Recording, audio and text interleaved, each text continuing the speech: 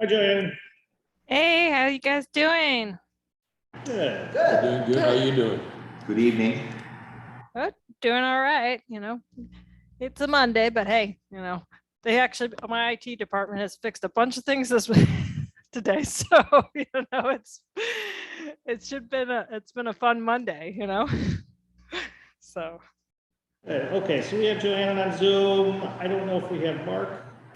yes, we have Mark. Okay, we have Mark. Hey, Tommy. Hi, Mark. Hey, Mark. Hi, everybody. Will wasn't sure if he's going to make it or not, so he might hop on in a bit here.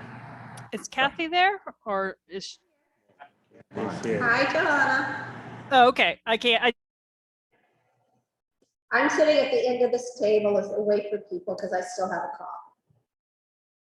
Okay, so we can start this. It's 6:07 p.m. We have a quorum. I just can't see you in that. Hannon, Mark on Zoom. We have John and Matt here. We also have Sean Hall here as well. We're not going to approve prior minutes at this meeting. We'll do that at our regular. Hold on one second, folks. I'm sorry. I got the wrong file up.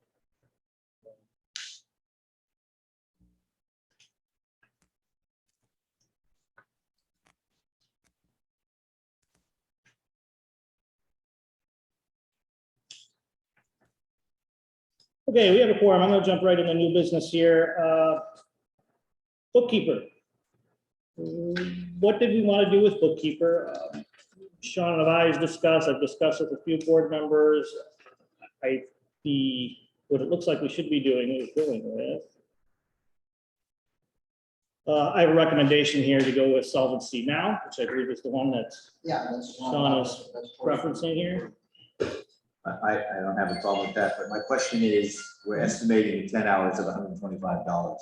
Do we budget low and tight like that, or do we budget higher and say, well, maybe it's going to be more than that and budget for 12 to 15 hours? That's an ideal situation. I know that we're going to blow that way the heck out of the water the first couple of months. There's no question in my mind. So I suggest you budget high. And at the end of the year, if we have budget left over, can't we put that into the reserves? I mean, can that be then reallocated to the reserves? No. Why not? Yeah. The reserve funding, the way that we're doing the component, that has to be just the component funding. I can certainly carry it forward to operate for the next year. Up to 10%. Up to 10%. So we can carry up to 10% over. If we don't, then we have a tax implication. Here's my question on that. The budget is, I don't know what we're really budgeting at. Sean's budget is based on a 10-hour usage per month, but what we're really approving is the higher than that 125. So whether we're using for 50 hours or 5 hours, what I would put in there as a stipulation is if they're going over 10 hours for the month, it should be noted and brought to the board as to why that's what we're kind of government. But I do know that they expect it to be double that for the first one. Yeah, That's what the start. Well, should we just budget that way? Budget for 20 hours for the first 3 months, and then it drops down to 5 to 10 hours. Or, I mean, it just seems to be we always seem to be we're over budget. We're on, this way. Why don't we budget realistically and say, and then noting that next year it may be a little bit less. Believe it or not, the bookkeeper thought, from what I described to them, especially using the FHRW to do the payment portion, which is the most time-consuming part of the 1,200 accounts per day. With about 60 invoices, which is what I showed in boxes when we pay each one for all the areas. They thought it would be 5 to 6 hours. So I put 10 on thinking. Okay, so we're already bidding better. Over, but let's go 12 and say probably what they said. Okay. But again, if we put a ceiling on, I can tell them not to exceed 12 hours without approval. They're month by month, so I'm sure we can do whatever we want to. It's on a contract. Hey, Tommy, can we get Sean moved closer to the table, please? I just, you understand, I'm keeping track of how many Yes, Mark, times- I'm right on top of you now. Hello? We just can't understand what you're saying. No, I understand. Sorry. We get the contract, there's no contract with this group. It's a month by month agreement. And so they bill us for the hours they spend, and that's the end of it. We could actually ask them to get written approval for any hours over 10 or 12 or whatever number we put on it to try to prevent overages that we didn't know about. So I think that would be prudent. That's, basically a good idea. I'm sure John believes that too, and I know Matt does, so.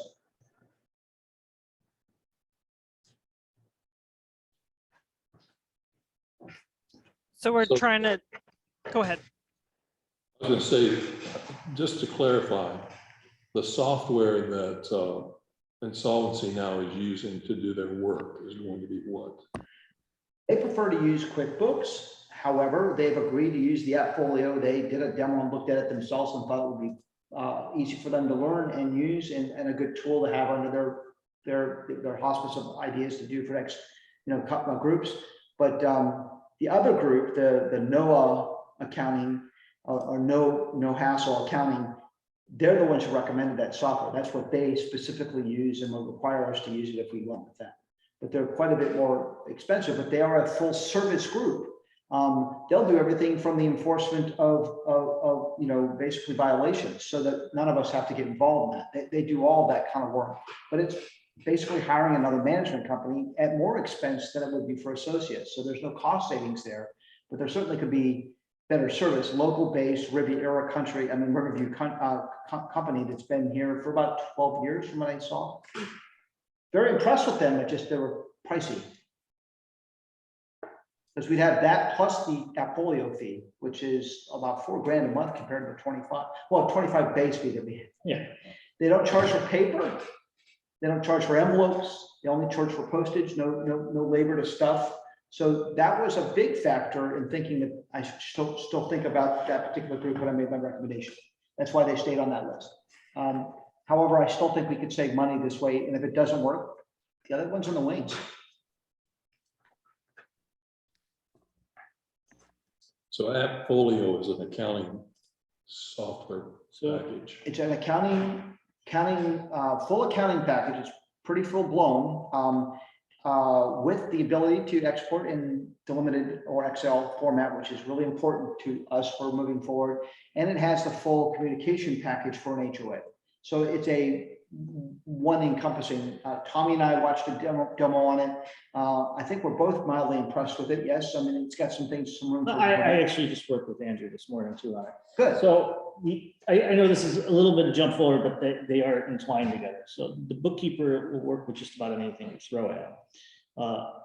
Agenda item here too is AppFolio versus QuickBooks in full. And AppFolio is a full replacement for QuickBooks. It's actually a full replacement right now for everything except for online voting, which they're working on as we It's speak. building, from what I understand. Yeah. Yeah, but they do offer a full accounting back into the software, which is a lot like QuickBooks. In addition to their full front end, which is full communications, full through email. A task system is built into it for maintenance and all that other stuff that we do now. Ticketing and All the ticketing systems built into it. It has a front end for all the residents. They could pay through ACH. They could use credit card or debit card directly through the app itself. What else did it do? It has a full ARC function for all the committee meetings for the ARC for approval and denial. It also has a whole violation system built into it. So I'm really hoping that we choose to go this route and we adopt it heavily. And again, we would yes, we're paying monthly for it through AppFolio, but we're in control of it. It's not like it's Associa's and we're on contract with it through someone else. It's ours, no matter what we end up doing in the future. right. If the bookkeeper doesn't work out, the next one can take over. Next one can take over. And we're still not changing software, changing accounts, which is a big problem that we're faced with in this transition. I was just having a conversation with a lady this morning from Truett Bank in their HOA resources division, talking about a lockbox account and how we just don't require one if we're using AppFolio for our payments. So Because there's no reappropriated, it goes directly into the accounts because we're paying through AppFolio. Right now, what's being done is that if you pay through Town Square, which not a lot of us don't, if you pay through Town Square, there's an export import thing going on with C1 that's been modified, and I'm finding, as you've seen some from the emails, that it's not consistent across the two platforms. It's different on both sides, so that's really problematic for trying to keep track of this. So you're losing an interface if you do it this way. We're losing a full interface and a possible exchange that isn't real time. Right. So can I make a recommendation? I mean, my feeling is, I think we add 2 hours to the bookkeeping to just get more realistic, perhaps. And at the end, we may have some extra money.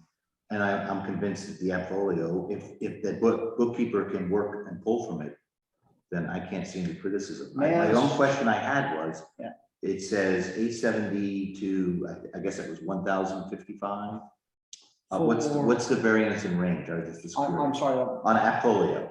Apple is, So it's I'm sorry, I got a typo in there, I'm sorry, it's 870 to 955 monthly is my calculations. I talked to Andrew this morning, he's still gonna be able to support the 70 cents. he gave us a 70 cent per door is what they call it. Okay, right. discount. The And normal we're price is using 80 cents. 1250 as the number on The 80 cent, the full price, yeah. no, but yeah, the 1,250 homes, that's the units you're talking about. 1242.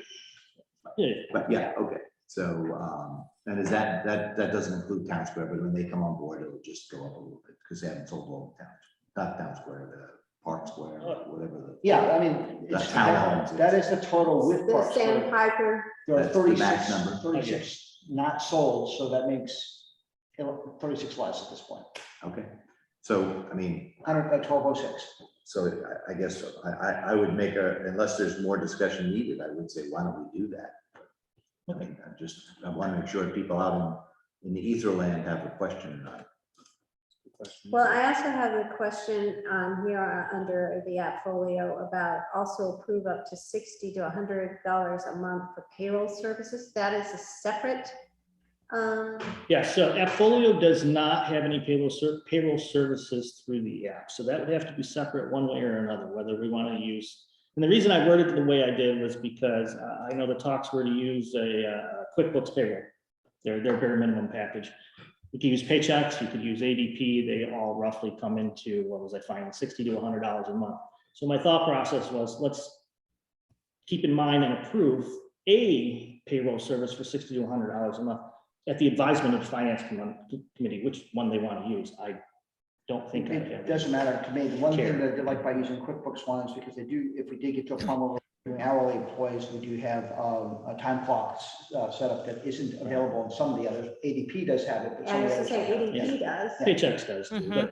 but again, I defer to finance. I don't care what you guys choose. I Yeah, just it want to make doesn't sure matter we're in for the budget. payroll part of it. The only thing that I want to make sure that is, not consistently done is that there is a way to auto transfer the taxes to the feds and take care of that as opposed to having to write a check or do our own draft. ADP does that. I don't know about Paychecks as well. I've not worked with it. I know that QuickBooks does. I don't know what the one that you're recommending there is. Which one?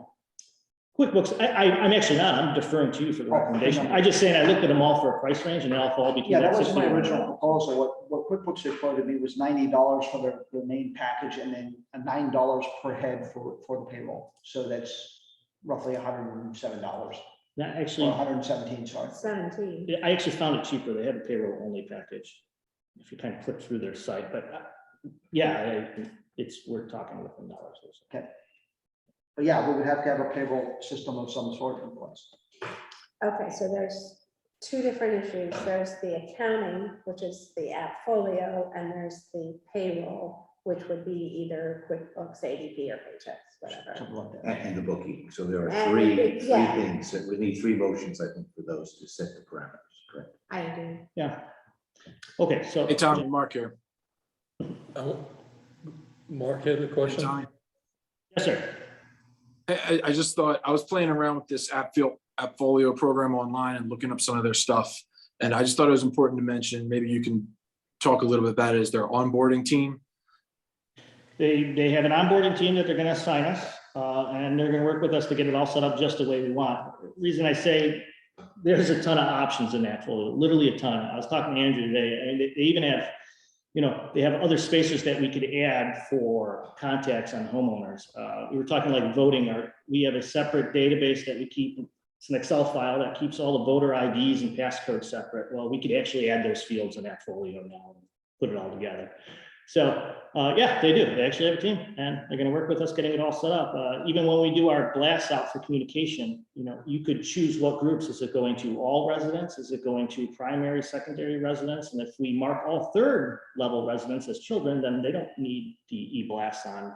Right, and you can Certain also things, you know. subset the groups, so service area specific and so forth are Yeah. available. So those were big Those are selling huge, factors. things we can't do now. I'm sold.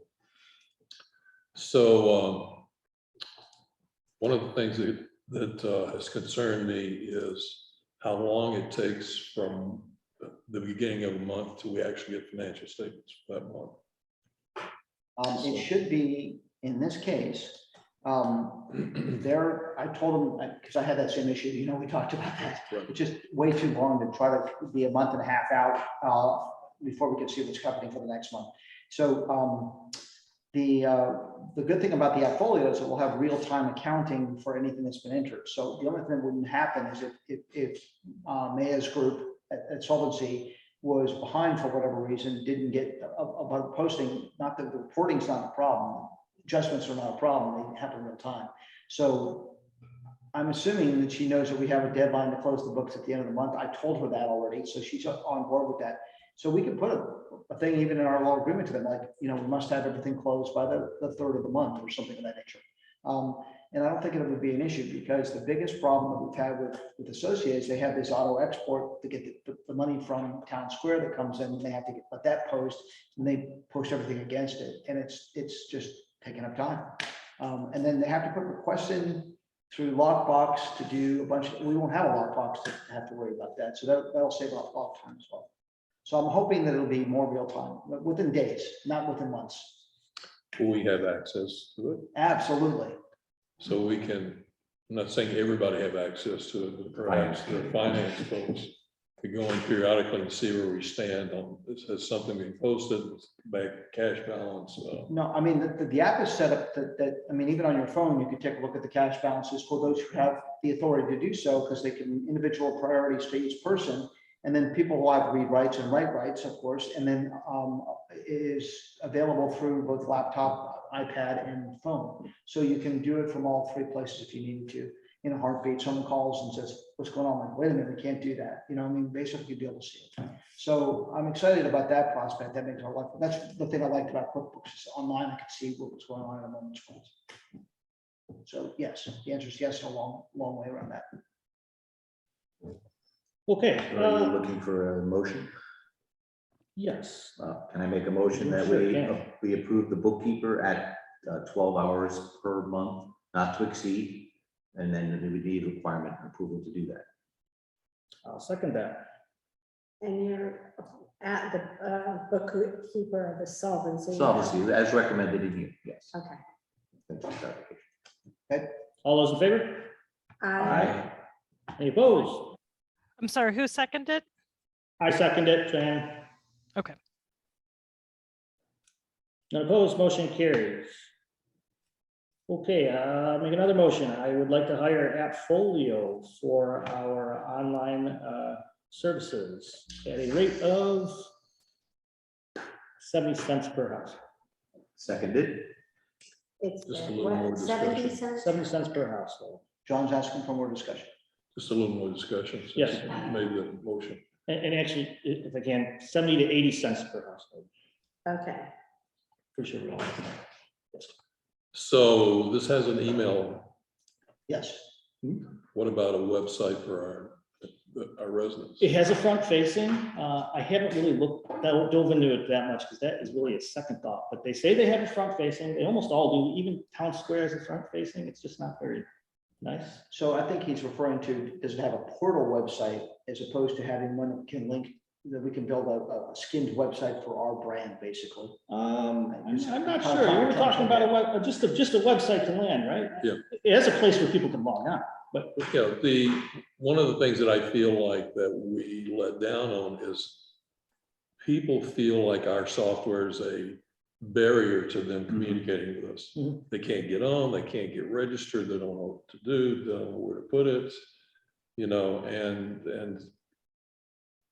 I feel like that with all of this, we should at least come out with a way that people can communicate more easily, understand what we're doing, and know that if they pay online, that it's actually going to go where it belongs to go. One of the interesting things that I did tell them when Andrew asked for my opinion and some overview on it was I thought the real-time chat function would be helpful. And that's exactly what I was concerned about. If you get stuck someplace, can you chat somebody that can reach out to you and help you?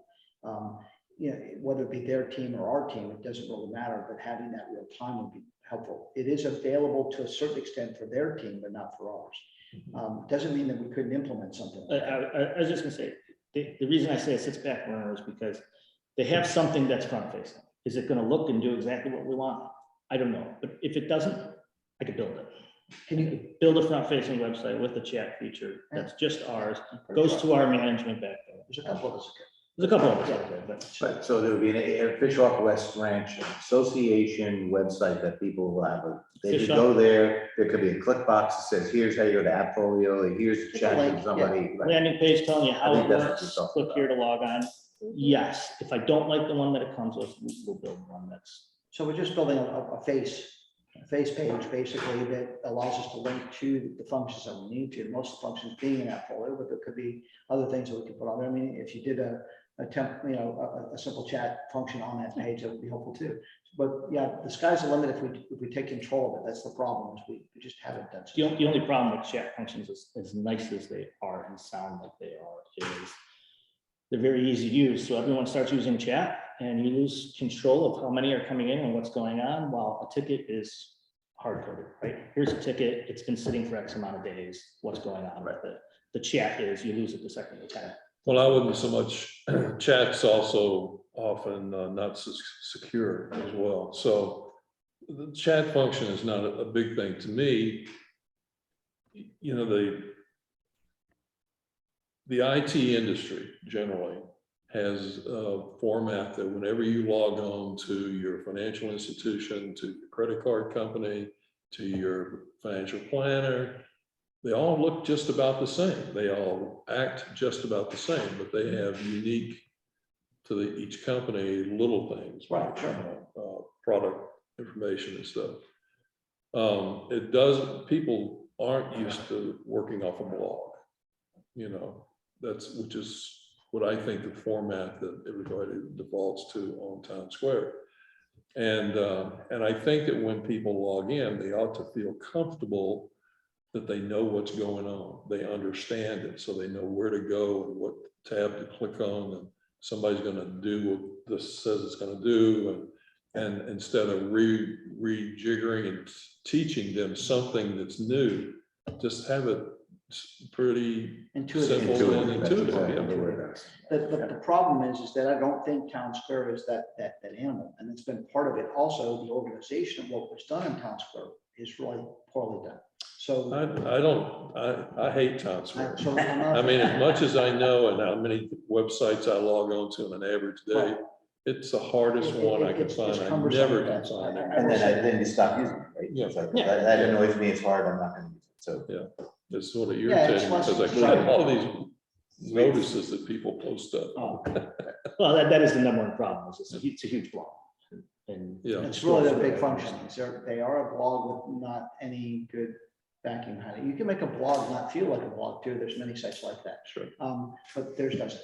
I have a question real quick. In the demo, if residents have a problem with the Appfolio program or they have questions, does Appfolio have a customer service line that residents can call? They don't have a direct phone number. They do have online support and they do have email support. Okay. None of these guys really support Oh. anymore because it's labor intensive and costly to keep someone 24/7 on the phone. But many of them, even Apple doesn't anymore. They basically start that way and then they have someone reach out to them if they can't get past the problem. So it's difficult at best to say that, but they are Texas and Santa Barbara based, and they have about 1,600 developers and a whole bunch of people in their service department in Texas. So they're a pretty good sized group. And Mark, I would still direct residents to management for any Appfolio issues, because probably a good 9 out of 10 of them are probably resolvable in this. So whoever we hire is gonna have to be an expert in AppFolio so they can field the residents' concerns. Where is this demo that y'all saw and that Mark's? We did a live demo with Andrew, and Mark's looking at just the screen captures and feature set that's on their website. But you can request a demo, they schedule a demo. You know, Andrew is a salesperson, but they were supposed to schedule an engineer, and that got kind of fouled up in the works to try to show some more technical things, but he did a fine job. And whether he wasn't able to tell me, I could figure out, because I'm kind of in that realm too. So, and then you had another meeting with him today talking. I talked about that. Andrew is a local salesperson for the state of Florida. He basically is the one that they directed us to for talking about this. So far he's been pretty attentive, I think. Its biggest competition is probably Yardi, from what I can see. Yeah. What is it? Yardi.com. And AppFolio seems to be, out of all of them that I've looked at just about all of them, they seem to be the one that's got it together to encompass everything. That's kind of one of the reasons why after I looked at them, I was like, yeah, they kind of do everything. We had a few of them that just didn't, they either didn't do the accounting side, right? So these guys do the accounting side, or they didn't do the voting side, or they didn't do the ARC side, but they did violations, or vice versa. They almost got it all together except for payroll, and they're working on voting, which, as I was talking to Andrew, they are probably going to, because we've already done a successful electronic voting, and I was talking them through it, they're probably going to put us on their beta program. Yeah, I actually requested that from him last week. So yeah. I guess that's right around the corner. So maybe they'll even cover that too with us. I don't know, but they're definitely one of the largest ones out there. And they're publicly traded and US based and all those good things, which I like to hear these days. And this rate that they quoted you was for a year? It's 2 years? it's a 1 year contract. Okay. 80 cents is their normal rate. Doesn't mean the rate won't go up. That's just how things go. But right now it's 80 cents, has been for the last 6 years from now, but I will find out. Just a quick question. I know with Town Square, they only were allowing us per one user per the address. Would that change with when we switch over to this, that we would able to have multiple kind of connected with one account? We have options, but as I was talking with Andrew today, we have options on that. That was one of the questions I had in research over the weekend. But in my opinion, the best way to do it is have 1,242 accounts, and they sit as primaries, and anyone else who needs to add an email can. We could add as many different email addresses per account holder. Yes. The other option is everyone gets their own, which you could do too, just as a level of complexity. Right. So they did specifically say not user, they said doors. So I could argue the fact that they're assuming that we would use. Oh, yeah, no, I'm sorry, it is doors. Yeah, we could have as many users as we want. It is doors. So we could have 2 or 3 users per household, or 1 per household with multiple email addresses, which is what I like, but. Right, it should be, I think one, Yeah, there should be an account. But even so, to get everybody, if you had 4,500 users and only got charged for 1,242 doors, I don't have an issue with it. We're still blasting everybody at the same time. We just have to make sure that the users have a way to categorize. Right. Well, You could keep adding, so you could have 1 primary account holder with 10 email addresses. Right. That's better than having 10 account holders Right.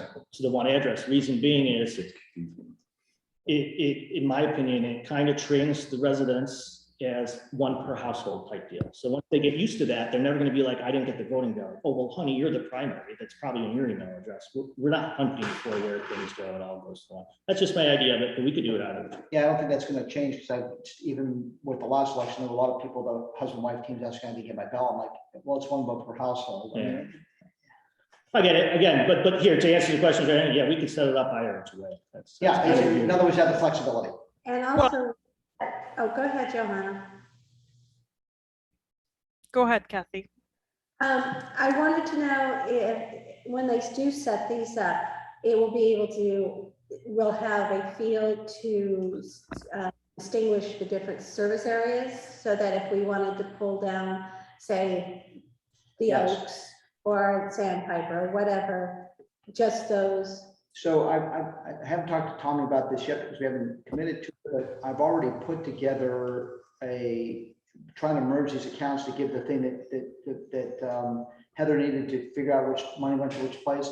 I came up with a kind of an advised way to deal with this, and using the legacy ID to match it up, that their legacy idea being the one on Town Square, because it's the same idea they use in C1. To try to come up with a way to do this. And I still like the idea of appending the account number with a 2-letter code for each service area, because then I can see by the account number without looking who it belongs to. So that to me I is. like that way better too. I think the other way to get around that is you could add as many tags as you want to an account. So you Right. can have a tag that is unique to Westlake or Sagewood. So when you search that tag, they all populate. But I like better. as just Yeah, so amendment. that works, and we can still add tags, there's reasons to add tags, committees, different things that goes on, whatever the case may be, and so that's helpful, but I think having an account number that's identifiable without the electronic, oh, that's Westlake, that's a better. That's fine. Because of the fact that you will need to pull down the funding information to transfer to Sagewood or to Westlake or whatever, that's not easy for you to do right now. And It's gonna just be a lot of handwork right now, yeah.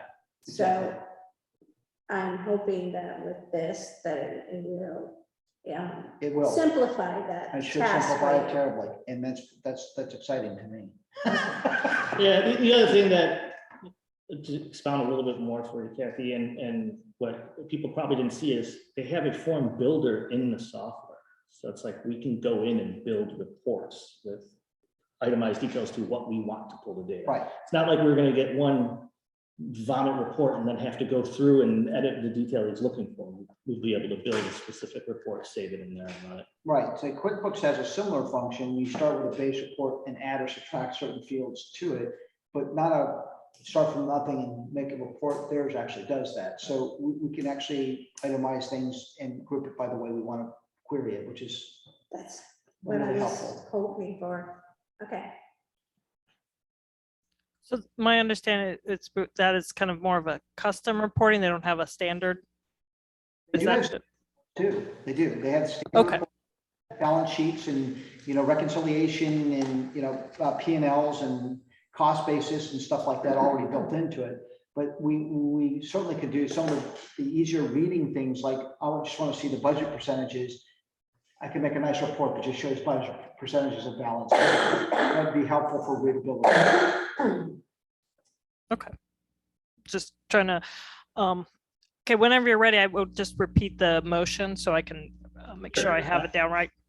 Not even sure I had a second, I'm sorry. Motion is to approve and hire Appfolio for full Town Square and accounting replacement at the cost of 70 cents per to 80 cents per door.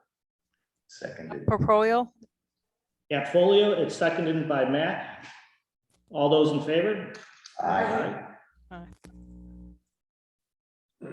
Any opposed? Okay, motion carries. I didn't hear that. There's one. He didn't oppose. He's here. He didn't oppose. He didn't oppose. Believe it. Yeah, I'm not opposed. you can abstain. Well, I don't want to abstain. I think it's probably a good program. I'm just kind of reading through the reviews of the app that the people are going to download. Yeah. And, they're going to see that it's like 3 out of 5 stars. And so I hope their customer service is better than the experiences that people are getting from the app on the App Store. But it looks pretty good to me. So I vote yay. Okay. I'm glad because it passed. I will rest easier tonight, Mark. Thank you. Hoorah. Talk himself into it. All right, I make another motion here to QuickBooks. Sean? I just want to get it done. We could change to something else, but I'm familiar with QuickBooks to do payroll. Let's get the base plan to do that. I make a motion that we also go with QuickBooks for their payroll services. And anywhere from $60 to $120 a month. Seconded. We got a second from Matt. All those in favor? Aye. Aye. Any opposed? Okay, motion carries. Okay, new bank accounts. The recommended bank account is Truist. I've been working with a lady at the branch manager over here, and as I said earlier, another lady, I forgot where she is, but she is a manager of their HOA division. We want to open up new bank accounts fast, probably this week. If I can get John, do you think I could maybe get you, me and Sean together at a bank this week? Sure. Awesome. I got a question on that. Shoot. Should it be an officer, not, a board of director, someone who versus a committee chair? Nothing personal. I'm an officer. No, he's an officer. He's the I'm the treasurer. treasurer of the board. Okay, that's good. Never mind. Answer my question. Actually, he's not an officer. Plus he's got to move stuff, so. Right, I think all three of Plus you. I've got what? He's That was got my to question. move money. He's gotta move stuff. So you use the phrase savings account. Yeah, so here's the conversation I had, and the idea is 1 checking and 10 savings. Obviously, they're all specified by account number and a payroll account. And, we could log into them on the app online and see all of them. You could do all your transactions. And the number how you 10 want. relates to the different Yeah, so you're gonna have reserves. and 5 things like that. service areas. 5 operating, So 1 checking, 5 That's operating. fine, good. you don't want to try to pay. Okay, so the way that the portfolio is going to work is that the revenue is actually streamed to the respective accounts. We're not going to have a holding account or lockbox, so we need to move it around, which is going to save a whole lot of ambiguity at this point. So that's helpful. So when we pay, you want to pay out of 1 account, so you're going to be transferring from those accounts into the other accounts every time you make a payment? Or would you rather just pay from all the accounts? I personally would rather pay from the 1. That was the original idea by the 1 solid checking, was that somebody has to move money. This has to, it forces more eyes to go on the actual dollars. So, if you got $10,000 in bills going out for the month, you better move 10 grand over. If you see there's not enough money in the account and going below your threshold, you better know why. If you see there's too much money sitting in the account, what didn't you move? Okay, so this is what I see happening, just so you know, similar things happening now. Okay, so we come up with the bills, we put the bills in, we see that we owe $10,000. Okay, so the transfer has to happen before I can pay the bills. Because you can't pay it from 1 account without the money being in the account. So when you're doing that, you're using it as a holding account, is what you're doing. You're moving money from 1 account to the other, back and forth again. So I don't know if we can do merchant account postings to a savings account in the first place. So that's one thing that we have to consider. But let's just talk about the item at hand right now, which is something we should probably discuss anyway, the 450517 that's been transferred back and forth. When the bookkeeper transfers it in and out to try to make it, we have to give approval for each one of those things. We're holding things up by days or weeks. Well, hold on. First thing I want to answer is we should have enough reserve cash in the checking account to absolutely cover our normal monthly expenses. So you don't necessarily have to make that $10,000 transfer if you always know that this account holds a $10,000 minimum. That's your baseline figure. Second, the bookkeeper should not necessarily need approval to do these transactions. That's why we're hiring a bookkeeper. We need to have these conversations when we set up what the bookkeeper is capable of doing. Maybe the bookkeeper should be capable of transferring between the accounts. I don't know. That's a little bigger question at large, but. I don't have a problem with transferring between accounts, but I do have a problem with approval. The approval of transfers monthly from reserves? Because my thinking of this. Certain dollar amounts that are regular. Oh, bills. sure. We put together a policy with a certain dollar amount. My thought process is this: if everything's running smoothly, the bookkeeper is doing their job, the finance committee is double checking, and you're coming in with a monthly report to us showing us what's been done. I mean, you've already looked at it, you've seen what she's done, you're already in agreement with what's been done. So we're the 3rd set of eyes looking at the finances going. Okay, finance committee agrees this was all done correctly. We do too. That's how I see this at. Okay. Because we're still going to want that monthly reporting, and I don't want the monthly reporting from the bookkeeper. We want the monthly reporting from the finance. That's not exactly the way it runs, though. Financial report is coming from the bookkeeper to the finance committee. Not the other way around, yeah. But it's being Okay. reviewed by the finance committee, right? That's what I would, that's my thought process. They tell us everything's posted. Right, and the finance committee or the treasurer Run the report. goes in and says, yes, that's all accurate, it's been done correctly, right? But then the treasurer, finance committee are reporting to the board that this process that was set up in advance is working and there are no major problems, or if there's a problem here, what the problem is, right? I mean, is that? No, I'm kinda like it's this timing a process, typical but- chain of command, but I think what John was trying to say is that the accounting starts at the bookkeeper. It hits us for approval. We take a look at the reports and see if we find anything, just like I've been doing all along at this point. Oh, what's that $4,500 for? you need to correct that. And of course, in this scenario that we're talking about, that one's gone back and forth, what, a half a dozen times already? They can't seem to figure out where it came from. So the reality is that we're hoping to eliminate that. So my concern is the more that we transfer things in and out of things, harder it is to track. That's my concern. So because of bad notation, now if a bookkeeper's doing their job, it should be perfectly easy to track. Agreed, right? But when they don't give you notation and where the to or the from is, then you're like, well, you have to follow the numbers, which takes time. Agreed, but, and then again, I'm throwing this out there, but wouldn't it be the treasurer and the finances job to make sure the bookkeeper's doing their job correctly? So if you see her putting things in with not her or him, putting in things without notation, that should be. Of course, and I'm saying, I'm already watchdogging that now. It's, I guess what I'm trying to do is eliminate the need to have to do that. The problem is, the way I see it is, if you don't do that, then and that's, I understand the concept, but if you don't do that, then we're back to when we have a question, we have to go to the bookkeeper for the question, which we can do, and we could have a bookkeeper here at every meeting as well. But that adds cost. But it adds cost, and it kind of defies the purpose of taking it in-house in the first place. Is I don't want to be relying on an associate third party for some of these answers. I want to be relying on in-house. Well, in any event, regardless of whether we end up with checking or savings in this particular scenario, it's still 11 accounts plus a payroll account. No, you're right, but the question is, should we be looking at checkings or savings? Up to this point in time, I'm looking at checkings, and then my next movement is, hey guys, do you have time Thursday or Friday? You know, we probably should figure it out now. So my experience has been savings account have a per transaction fee, as opposed to checking accounts that usually have a statement wide with nominal amounts for individual transactions. And my research with Truist at this point was that because of our balances, all of our balances in the reserve, there are going to be no fees because of that. Right. But yes, when you transfer out of checking, because it's usually an interest-bearing account, they want to penalize you for doing that because they're leveraging that money someplace else. So I agree. Still can transfer between the checking accounts and not actually write checks from them. It still can result that way. And if we decide that doesn't work, then go use the direct draft the other way if that works better too, right? How about this?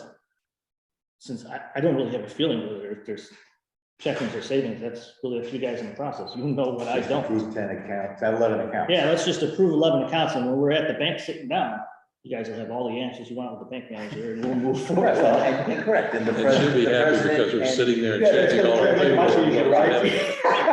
Well, I'm just saying, we're going into a realm that's taking something that's outside of I my. just don't want them to be 12. It's technically, Yeah. technically 12, because from that operating account, payroll must be transferred before payroll every time. I don't want to have the funds intermingled in case something goes wrong. Make sense? Well, that's 12 accounts. That's Okay, 12 so accounts. 12 accounts. 12 account. What one that is solely for payroll? Exactly. So back to clarification of the motion, are we having, could you clarify, are we doing savings or checking, or you just want to open a No, certain no, amount but- of accounts? No, here's what the motion can be. I'll make a motion to open 12 new bank accounts with Truist Bank, of Okay. which one is going to be our main checking account, and the secondary will be a main checking account for payroll use. 5 will be used for operating out of the 5 neighborhoods, and another 5 will be used for reserve. Exactly. Yep. Sounds good. Seconded. I got a second from Matt. All those in favor? Aye. Aye. Aye. Okay. Opposed? Motion carried. So as an aside, Yeah. you mentioned that the bookkeeper is going to be writing the checks. Well, Tommy did. I'm not 100% on that. I'm not at it. So we need to be sure of our procedure there and make sure that we have bonding Yes. on the, because most accounting firms don't handle the money. Right. They just do the accounting. So if we're putting a treasury function onto the bookkeeper, then we're a little bit more exposed there than. So my original thought, this is a new thought, but my original thought was that the portfolio has a way for the bookkeeper to put the bills into a queue for us to approve, and as soon as we do that, they go out through whatever link they are to the bank account and pay electronically. Mhm. So that gives a set of eyeballs on the payments before they go out, which is what I was after, and that's Okay. normal for a business to do. Yeah. It's the CFO person, whoever's in charge of the finance says, yep, that's okay, it goes. Here's 2 weird ones I'm not gonna approve, I'm gonna hold this and talk to the board about. So the question is on that is, so the checks are going out, who's signing for them? They're, okay, so Because electronic that's why you have checks, signers, right? electronic checks are not signed. E-signatures at the bank. Hmm? E-signatures at the bank. Yeah, e-signature at the bank, because they're not physically signed, but there have to be rules put in play that we don't currently have for limit under over regular bills like utilities and so forth. There should be no, if you got a bill that matches, it should be paid. Duplicates and signature requirements. Duplicate signature over so much dollars. Right, And so so that will be done online. Okay, yeah, so duplicate approval, you both approve it, it goes out. good, got it. Yeah. So that's, So the that's other- checks and balances. Yeah, it's exactly, that's why I like this program, because it had all that built into it. It's great.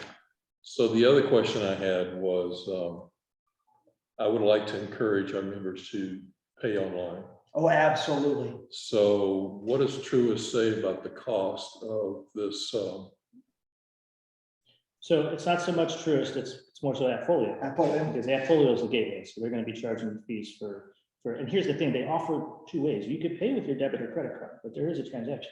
And they even have a pop-up that slams you in the face that says, hey, don't do this. If you pay us via ACH, register free. here, it's free. There's no charge for ACH on there. Now, it's other groups that we talk to do charge for ACH. This one doesn't. So you put your bank information in there and they do the auto draft for you. And that's, now, I think If they want to, they must pay by check. Mail it to the lake house, come in, drop it off, and we can mobily deposit. or we can mobily deposit it, but here's the other thing. Yeah, that could, I want to encourage this. Oh, 100%. So I want to discourage the check. Yeah, So hell, we could put There's a it, check processing fee, there can be a check processing fee on checks. $5. Sure. Yeah, I feel like right now we're upside down on all of this. We're Yeah. charging them to do the thing that we want them to do, Right. and we're not charging them to do. I agree with you. I agree with you. Absolutely. That's perfect. Yeah, I agree. Which brings me to one last statement, because I've been kind of researching it for a while now. Zelly. So, Zell, Zell, Zell. Zell, whatever, the Z word. It is not for use with business accounts, period. Actually, I use it all the time on my business account. Truist will not use it Oh, for okay. business account. And she further much told me, don't do it. She made some sense out of it. Said point blank, the problem with Zelle is, and I love using Zelle, but she said point problem is anyone could send you money. So you could have someone that doesn't understand what we're posting on the website and doesn't understand what they're doing in that folio and go, I'm just going to send them my money. And they could just send it to a phone number and we're going to receive money in our accounts, not knowing what it's for or where it came from. It could add a secondary burden. She said they may open it up in the future, but that was just her suggestion. Yeah, unless you Don't. can route, it's not helpful. It's not. That's what I told Appfolio when I was talking to them, I said, don't understand, your app has gone through the app stores, why haven't you put Google Pay? Right. App? Right. Because those would route directly to the account and be another way to get paid. They cost nothing to us, and that's kind of where I was after on that. A merchant account, of course, we're going through their merchant account, so we have to deal with that. And they just charge them the fee that they charge, I think it's 3%. Yeah, it's 3%. And I'll be honest, if you can't pay me debit, credit card, or ACH, I don't know, you got something else going on. well, there, I will say, living in I a don't know. community, with a fair number of people who are up there in years and don't have as much comfort with the online transactions. Mail a check with the $5 fee, Or do the ACH. which is still on. Only thing I don't know that we should, and feel comfortable with charging a fee to Okay. use a check. I think we can encourage them to do other things and not charge them for doing those things we want them to do. But I think we still need to leave the flexibility that if they're uncomfortable doing stuff online, they're not going to get charged a fee just for writing a check. Sure. So, Contradiction. Tommy, Yeah, so what do you mean contradiction? Go ahead, Mark. if we charge them for the check, then we're Oh, encouraging them. to do yeah. it. But either which way, I'm in agreement. We don't. Well, I'm married to somebody who really wants to pay by check, and I pay by everything else. So, Yeah, me too. I'm okay with any of that, really. yeah. Tommy, it's Jason. Oh, Jason, how are you?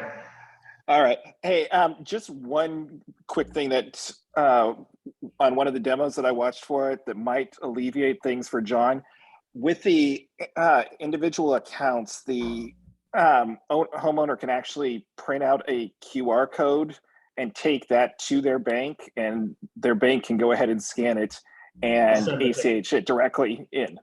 So you guys wouldn't even have to worry about the, the $5 mailing fee or whatnot. They could just take that information right to their bank. I think John's argument is that, familiarity with the way they're used to doing things is always key when it gets to a certain age. And it is with me for sure. I like to do the ways I like to do things. So telling them, whether we tell them to do ACH or do it online or do it with a barcode, it's still a change in the path. So although it's a cool thing, because that barcode could actually be something we could put on a late bill so they can pay it directly by scanning the barcode and paying it, that'd be cool. But the reality is, I don't know how beneficial it will be in the long run to people. Now, my understanding from Associate, I put no weight on this, is that we're only receiving about 60 checks a month anyway. And I guess that's gonna reduce Yeah, as time goes on. That is fairly accurate. As I say, if anything, this is a little bit easier because Associate right now, you could pay through Town Square and eat the fee. Or they've been directing people to pay through Associate via ACH. now I am still sending a check from my bank, but I will do ACH. Agreed. Or they're sending a check in. We're kind of eliminating one of those parties. So you could either do it however you want through AppFolio. They offer those two options where you could send them a check. I agree. Yeah, probably 60 a month or less. So it's not a terrible amount. In fact, that's probably, a couple hours on a good bookkeeper's plate to do that. It's not terrible, but if we eliminate the cost of posting those checks, if we can get rid of it, and also the accuracy goes up probably tenfold. Because if you're logging into your account and paying it, or it's attached to an account that's already predefined, there's not the human element in it. So that's the thing I look for. Also, ACH ensures that anybody will be on time. Unless it bounces, it's on time. Even if we don't do it on time. Well, if we get checks, I'm guessing that Truist would have a vehicle for us to be able to deposit by scanning it in. Yeah, their app has a mobile scan to do. So with 60 checks, I would probably just get a check scanner from them because they do offer that, and just put them through a check scanner and deposit them. And that's easy. We can set that up in-house. The bigger question, and a little off topic, but it was Bill, a point of who does cut a physical check if the physical check needs cutting. Probably the bookkeeper. The way I usually see it done on most small businesses, the bookkeeper is in on Mondays. If you need a paper check and you cannot take an electronic check, come see the bookkeeper on Monday from this time to this time.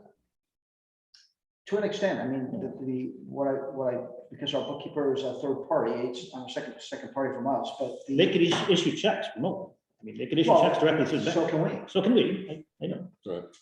So, I mean, there is a way to issue a check. I'm sorry, we don't have it right here, but I can do it right in front of you and send it out, and they'll get it in a day or two. There's 100 different ways to do it. But to answer the question on who should be doing it, I don't know. We're gonna have that conversation with the bookkeeper and operations and figure it out. Yeah, they'll do that if we want them to. I don't know how many times we're really going to need to write a paper check really at this stage. Our vendors don't even bill us timely. I'm pretty sure they can wait for us to pay electronically. So. I agree. Okay, where were we on that? We already voted in favor of the bank accounts, correct? Right. that was Yeah. just following up. I think we're on the printer lease and rent. Yep, so we're gonna move on, printer lease and rent. Discussion is needed. I have a motion in here to go with Akita rental options for $125 a month for rent on a printer.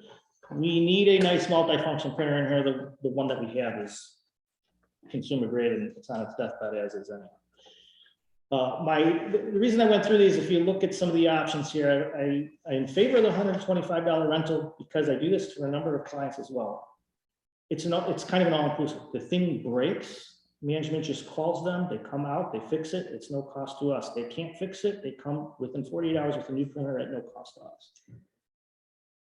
A printer with downtime, a lot of downtime, is going to cause us problems, especially if we start doing mailings in-house, which is the plan. So it's in budget. It's, I think, below what Sean was even allowing us in his quotations. Yeah, the quote that I have is for purchase, but the ideal thing is that I also included a separate line item for paper and toner. According to Tommy, this lease includes the toner. Yeah. And X amount of paper, there's extra charges for extra paper, right? From each phone? We would have to provide our own paper. Paper and staples, that's what it is. We gotta pay for paper and staples. Okay, so paper at $36 a box, we're gonna go through. Oh, okay, I read this is the Akita person saying we do not provide. I read it the same way, right? Okay. So if the toner's included, it's $100 a month typically. Average for what we do. We're gonna blow through 2 toner cartridges on one thing and then not go through any for a long time on another. So so that's a pretty good number. Paper, $36 a box. So are we gonna go through 2 boxes of it for a big mailing? Probably. But it's not gonna happen like twice a year. So the numbers come in okay for a rental or on this particular thing. And even then, I was thinking on our bulk mailings that happen, we might buy postcards or something. We might do a single, And put microscopic type on it. very small, even smaller than what's going to. Let's not and say we did. Let's not revisit that. No. I know we did. Let's not So do is that again. the Casera Task Alpha? Let me look at this one. I'm sorry, I gotta pull it up because I looked at some. Kyocera, Is it the Kyocera? That's the ones that I use at my offices too, so. Wait, I'm confused. So Got it, hold on, I'm the pulling it up. Akita one is the email one. The Correct. next one is Brandon, that's the Kyocera. Yes, they're actually both in email. So Akita, let me pull it up, I'll tell you exactly what it was.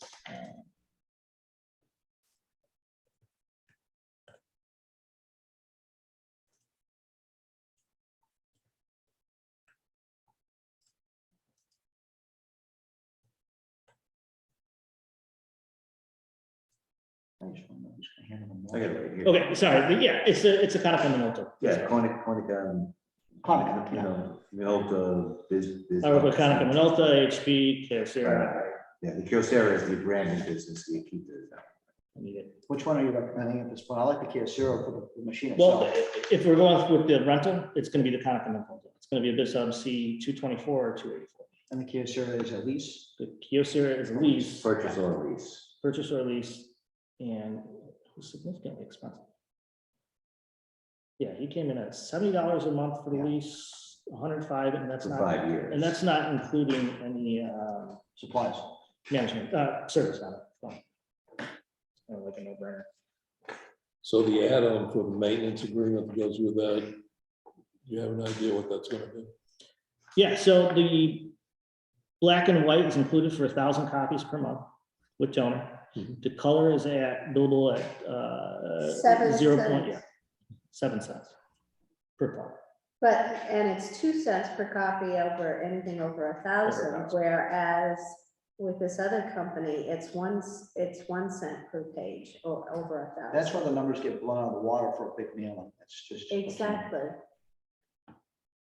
Didn't realize it was a per piece. Well, but I mean, big mailing, don't we mail out, if we're doing a bulk mailing, it's gonna be 1,250 units, right? Right, but to give you an example, for the packet that went out for the election this time, there were 35 pages in that packet per house. Yeah. So the math goes pretty quick on that. Exactly, 35 times 40. Right, I mean, that, my concern on your accounting format here, I think we were underestimating, my gut feeling is we're underestimating our mailing, posting, communication costs. My prices were not based on a lease at all. The price is based buying an outright one and then, paying for service when we needed it and just paying for the cost of materials, which is, the reason I brought that up is my business supports multiple, 512 medical practices across the country. And basically those practices all have a Kyocera, or some of them have the Minolta, by the way. Sure. They all have the same printer, but we've purchased them. And they literally have had no issues with them for years. I mean, literally years, and they're slamming way more paper to it than we would ever. So I know that they can handle the load. It's whether we want to take the risk to handle the load. How often in a medical practice, a printer being down for a day is catastrophic. Do they only have one per office? They have some smaller printers at Yeah, desks. I'll give you, that's fantastic. I'll give you another one just to be kind of, have 110 employees in a warehouse / office space in Illinois. They have probably 32 Kyoceras throughout. They're all on rent because they are broken a lot. And I cannot deal with the service call requests on these things breaking, which is the reason I rent them. The tech is out there probably at least twice a month. I'm not saying we're gonna have this problem here. I'm just saying, do you want to be covered? Because we have the problem and someone's gonna come and replace it. Because if we own it and it's broken and it's down for a month and the board has to decide to spend $3,000 out of reserves to get a new one, and it's gonna take another month to get a new one, that's 2 months of no mailings. Or of which we need to scramble to figure out what to do with the mailing. So that's my only concern on a down printer, which is why I like the rent, but I'm open to anything on it, really. So what's, I mean, do you have a projection what the cost would be for 3 mailings a year? I didn't do the math. I don't know. I have 1,450 copies times 15 comes out to $1,500. And then the lease is what, $125 a month, right? Okay, so we're talking about $1,600 for the lease plus the $1,500 time, so that's going to blow the budget. Yeah, that I put in there. Yeah, I mean, but my gut feeling, when I went over these numbers before, I just think we were underestimating, and going back to John's point is, if there's any criticism we're seeing, generally, some of the homeowners feel they're not getting the right communication. So over communicating is better than under communicating. Right. But some of it's also based on the fact that we did vote to do everything electronically in our last election. I understand, So and we voted to have people pay whatever on a quarterly basis or monthly basis, and it didn't work out. So I'm just saying, the recent blow up from our homeowners seems to be they feel that they're not getting the right amount of communication. So over communicating is probably better than under communicating, and if there's a budget cost to that, we just should reflect it. And I know we're trying to show as best savings as we can by self-management, but I would argue we should be looking at the best management. And if the cost savings come along, that's great. Right? So it's The only argument I have is that John, when we told him we're only contributing $8.35 per home to the reserve this year, and we're looking at 138 plus this coming year, he said, "Oh my God, people are going to go ballistic." no, they will, but that's just reality. We have to. Somebody else said that. Now you said that's all you're Well, we have to, but the point I is, said we should be prepared that they will blow up. correct, and they probably, and some will. But the point is, we need to communicate that to them, that this was done by a professional, engineering firm. These are professionally derived numbers that we have to do. It's a cost of maintaining this community. And, and that's the point. And some people will be mad, some people will be happy, some people will not be happy, but understand. But if we tell them that both electronically through a very detailed letter with the overarching, not the 20 or 30 page document, we can post it. If you want to look at the details, go online to see this. That's all I'm saying, is I think we should. I'm actually 100% in agreement, and I always have been. Mailing is just a cost of this business. Are we going to blow over the budget? Probably, but then again, our budget is with a savings of, what was that, 100 and some odd thousand? I mean, like I said, if it was double what I estimated, we'd still save $90,000. As I'm saying, if Well, that's my point. Yeah. Okay. I think that, but you should just have, just like I said with the initial thing on the bookkeeper. Let's combine, I hate to come short. And this year, it's better to have a little bit of a fudge factor. Next year, we'll have a better sense of where it is. I But don't think there's an argument there. I think what the thing is what's a better way to go to spend heavily on the front end and figure out that we overspent, or to spend lightly and have to add to it. Those are the kind of things we're looking at this point. So I'm trying to figure out whether or not, we're trying to justify a lease at this point or a rental, two arguments at this. And I was trying to justify an asset and just purchase it. Because if it does go wrong, it does come out of the reserves, That's it's true, come out of my budget. That's the whole point. so then why don't we buy a small one as a backup? And I agree with that too. If we're gonna buy, right? Then, I'm I a big believer. totally thought about things that break. too. For starters, we have a space problem. So believe me, a big multi-function is probably going in that building over there. Mini one's going in here. I'm all for that. Do we have the money to do that? These things are a fortune. Yeah, I tend to build with what you were referring to before on something like this. Get the support of a lease, where people will respond quickly and just come out and fix it. you know, I would go with a lease before I'd go to own it and then try and find somebody to do the maintenance on it. Okay, and in addition to, the other thing, this is a month-to-month rental. Not a lease. Not Yeah. It's not a lease, so if we decide we want to purchase one in 6 months and we're through the hurricane that we have to go through to get the rest of the things done here that we need to do. I have purchased and also had a service contract. You know, I mean. No, you can't. Oh, no, I'm sorry, we can purchase and get a I've always service actually contract. done it a lot of different ways. Right. So I But the mean, one that worked best for me was the one where Yeah. we leased it When we I purchase got- it from, we could get a maintenance. You get a maintenance at the end of 3 years. You can even get a it maintenance back agreement and with people you did not purchase it. from. Right, absolutely. There's some companies out there that do that. He's renting versus leasing. There's no. I'm not against how we do it, I'm just, The reason I was saying that, okay, I'm not trying to sell it either way, but the justification of it is I'd rather have the asset to be able to pull it from the reserve than having an emergency fund that has to be, you know, pulled for some other reason. However, you know, purchasing with having a maintenance agreement, which I wasn't anticipating in this particular environment, because I really don't see us blowing up the perimeter too badly, but if it did, makes sense. So if that's a, you know, if the numbers make sense, and again, you said it's 5 cents a copy? Well, It's 2 cents two for cents black and white, and 7 cents. 7 cents for color. How much color are we really gonna do? No, I don't think we need to do a lot at all. I mean, That's maybe just- some for our, that's just to be able to print color, like. yeah, I can see that for the social things. that Yeah, it's we're not talking for me. about. That would get their attention. Correct. I was thinking of you, Johanna. So here's the question. I guess here's the bigger question, and then we can decide on this one. Lease or rent or purchase? Purchase, I'm guessing $5,000, 2 printers, somewhere in that ballpark. Well, there's also the increase in reserves to make up for when it goes out at some point, so. Right, which we would probably address before we approve the reserve add-on for the year, which, You know, and given the point that y'all keep making that we're gonna be really tight on funds, I really think to spread this out over a period of time and give us an out, maybe 3 years from now is gonna be a better way to go. Right. okay, don't disagree with that. So I think the decision has been made to make a motion on which way you want to go. So the motion I thought was on the table was for the rental, but That's what. you can restate what you want to go with at this point. Just leaning towards something with a maintenance agreement is what he wants to see. Yeah, you You see, want lease, not rent. Yes. Lease, okay. You want lease, not rent. What is? do we have the numbers on what a So for example, here, this Casilla, QCR, Kyocera here, it's $105 a month for a 3-year lease.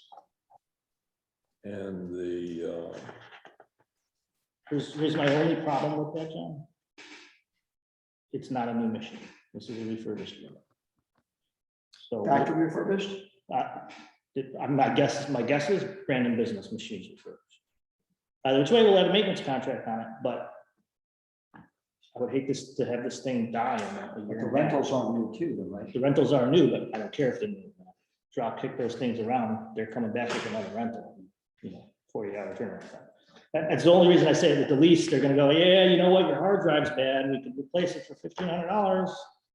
Or you could buy a new machine, we just need to pay off the balance on this lease and get a new one, and that happens. It's the only reason I'm anti-leases on printers, but I mean, okay, so in your experience, but your 100% of my, 20 years experience, don't own these things. I mean, how many times, you think? Have they gone bad? I mean, that scenario happened where you got one that was reconditioned and they came and Well, I said, had 2 in the last 2 years. okay, so that's a viable number. I swear, to God, I had 2 in the last year. I threw out all the machines we had. I just did a whole new rental contract with the company for that reason. I had our 2 biggest machines drop hard drive at about $1,500 each. They were leased. John, why do you feel that the lease would be better than the rental? What's the advantage besides it saving $15 a month? well, I think at the end of 3 years, if we find out it's a good piece of equipment and we want to continue with it, we Right, just right, pay right. for a buck. That is true. So I like that idea too. All right, folks, Zoomers, what say you? Johanna, Mark, lease, rent. So just to be clear, so the difference between lease and rent is rental is month to month, you can keep it, drop it. Lease, you're locked in for 3 to 5 years. Years. Three years. Actually, a rental, you're locked in for a period of time too. I don't see any time commitment with the rentals on either month. quote. Okay. But it looks like the leasing is the cheaper option. Is that correct? By just a few dollars, not a whole lot. Yeah. Right. Yeah. Right. The advantage of the lease, as John said, is at the end, usually if it's still functioning, you can buy it for $1, and now you just have a maintenance contract and you own the piece of equipment. Mm-hmm. You know, But But are you also taking into consideration of the cost of per copy? Right, yeah, I'm all about, I'm with Tommy on this, particularly with our, you worry about cash flow. It's not an expensive option, and you're not outlaying a large sum of money to begin with. And in a year, if our finances are better, we can, and we feel like we're blowing through too much money on stuff, we could just adjust. That's how I feel. And you don't have to worry about another maintenance contract. so just to hear this correctly, the attractiveness of the rent is that it's month by month. They'll replace it in 48 hours, and basically we don't have any real commitment. The other one is we have a buyout option, which is also a good option. So, I mean, if we get to a point, and I am going to go with Mac on this part, if we get to a point where the lease makes better sense, then go Yeah, find a new piece of go buy a equipment new to lease, and opposed lease it to out. refurbished one. Mhm. But for now, until we get through this transition and figure out where this money is going to come from, maybe the rent is a better idea. And that's just my opinion, since I don't have a vote. That was it. You said it much better than I've been trying to spit it out. That is. I concur. Yeah, I agree as well. As I'm looking at the quotes for the lease, and even though the monthly price for the lease is lower, they hit you with a $300 a year contract fee, and then also a minimum of $20 a month for color copies. That's what I was asking, if they had looked at that. Okay. part. Yeah, no, it's fine. Make less Thank sense. you. I think we So should when you rent ta- at this point, but I- you go ahead, Mark. Yeah, when you take those things into consideration, they're about the same price. So I'm leaning towards rent at this time. Sounds good. Do you want to make a motion, Mark? I thought we had a I motion on the thought- table. Oh, we have a motion on the table? I Need a second. think Tommy. I think I read it, but I'll make it, making a motion to go with Akita for $125 a month rental. Seconded. All those in favor? Second.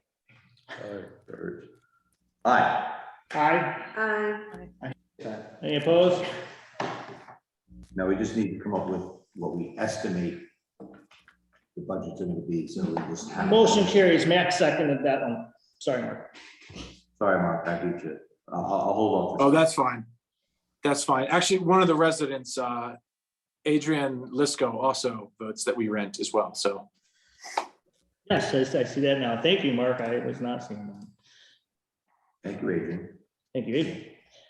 Okay, mailing machine lease. I have a recommended for the lease for a 39-month for $94.99. I have both that and a Pitney Bowes up for grabs. We need to make. How much does it cost to buy a new one? Depends on the model. The P500 series is about $600. The upper one's more like $1,200. The one he's spec'ing out is the higher version. And that's how much?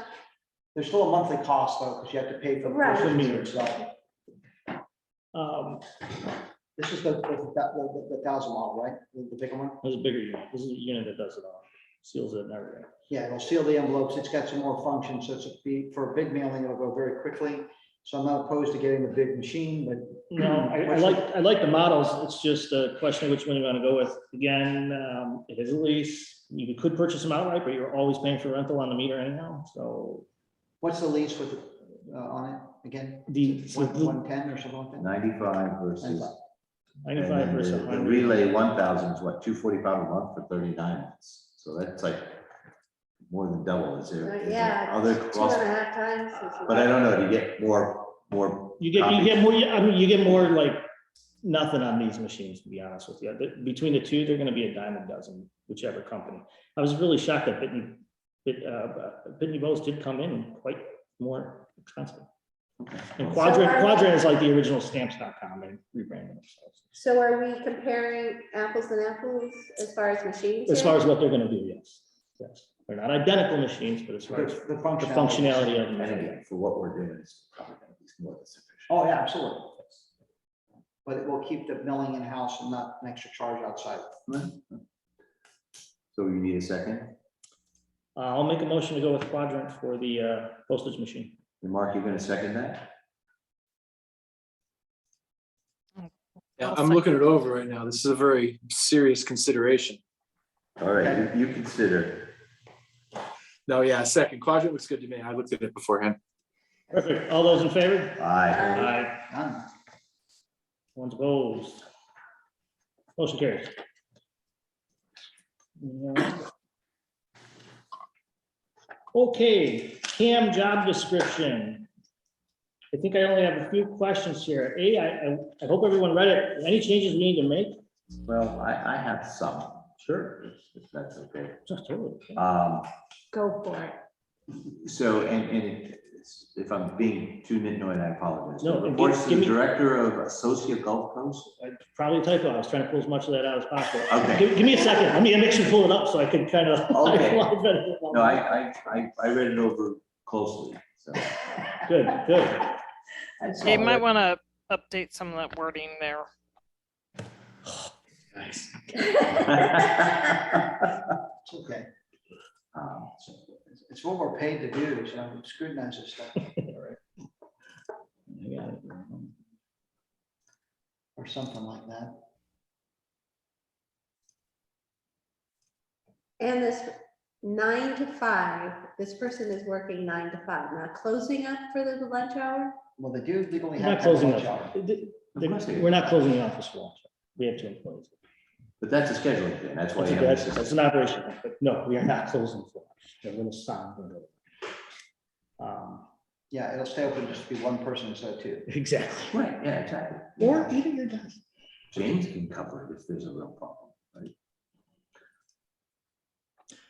Okay. Okay, so I used to say reports to the president, Oh, God, that's like the first line too. It is, Second. second one. reports to the president of the HOA, whatever you want to call it.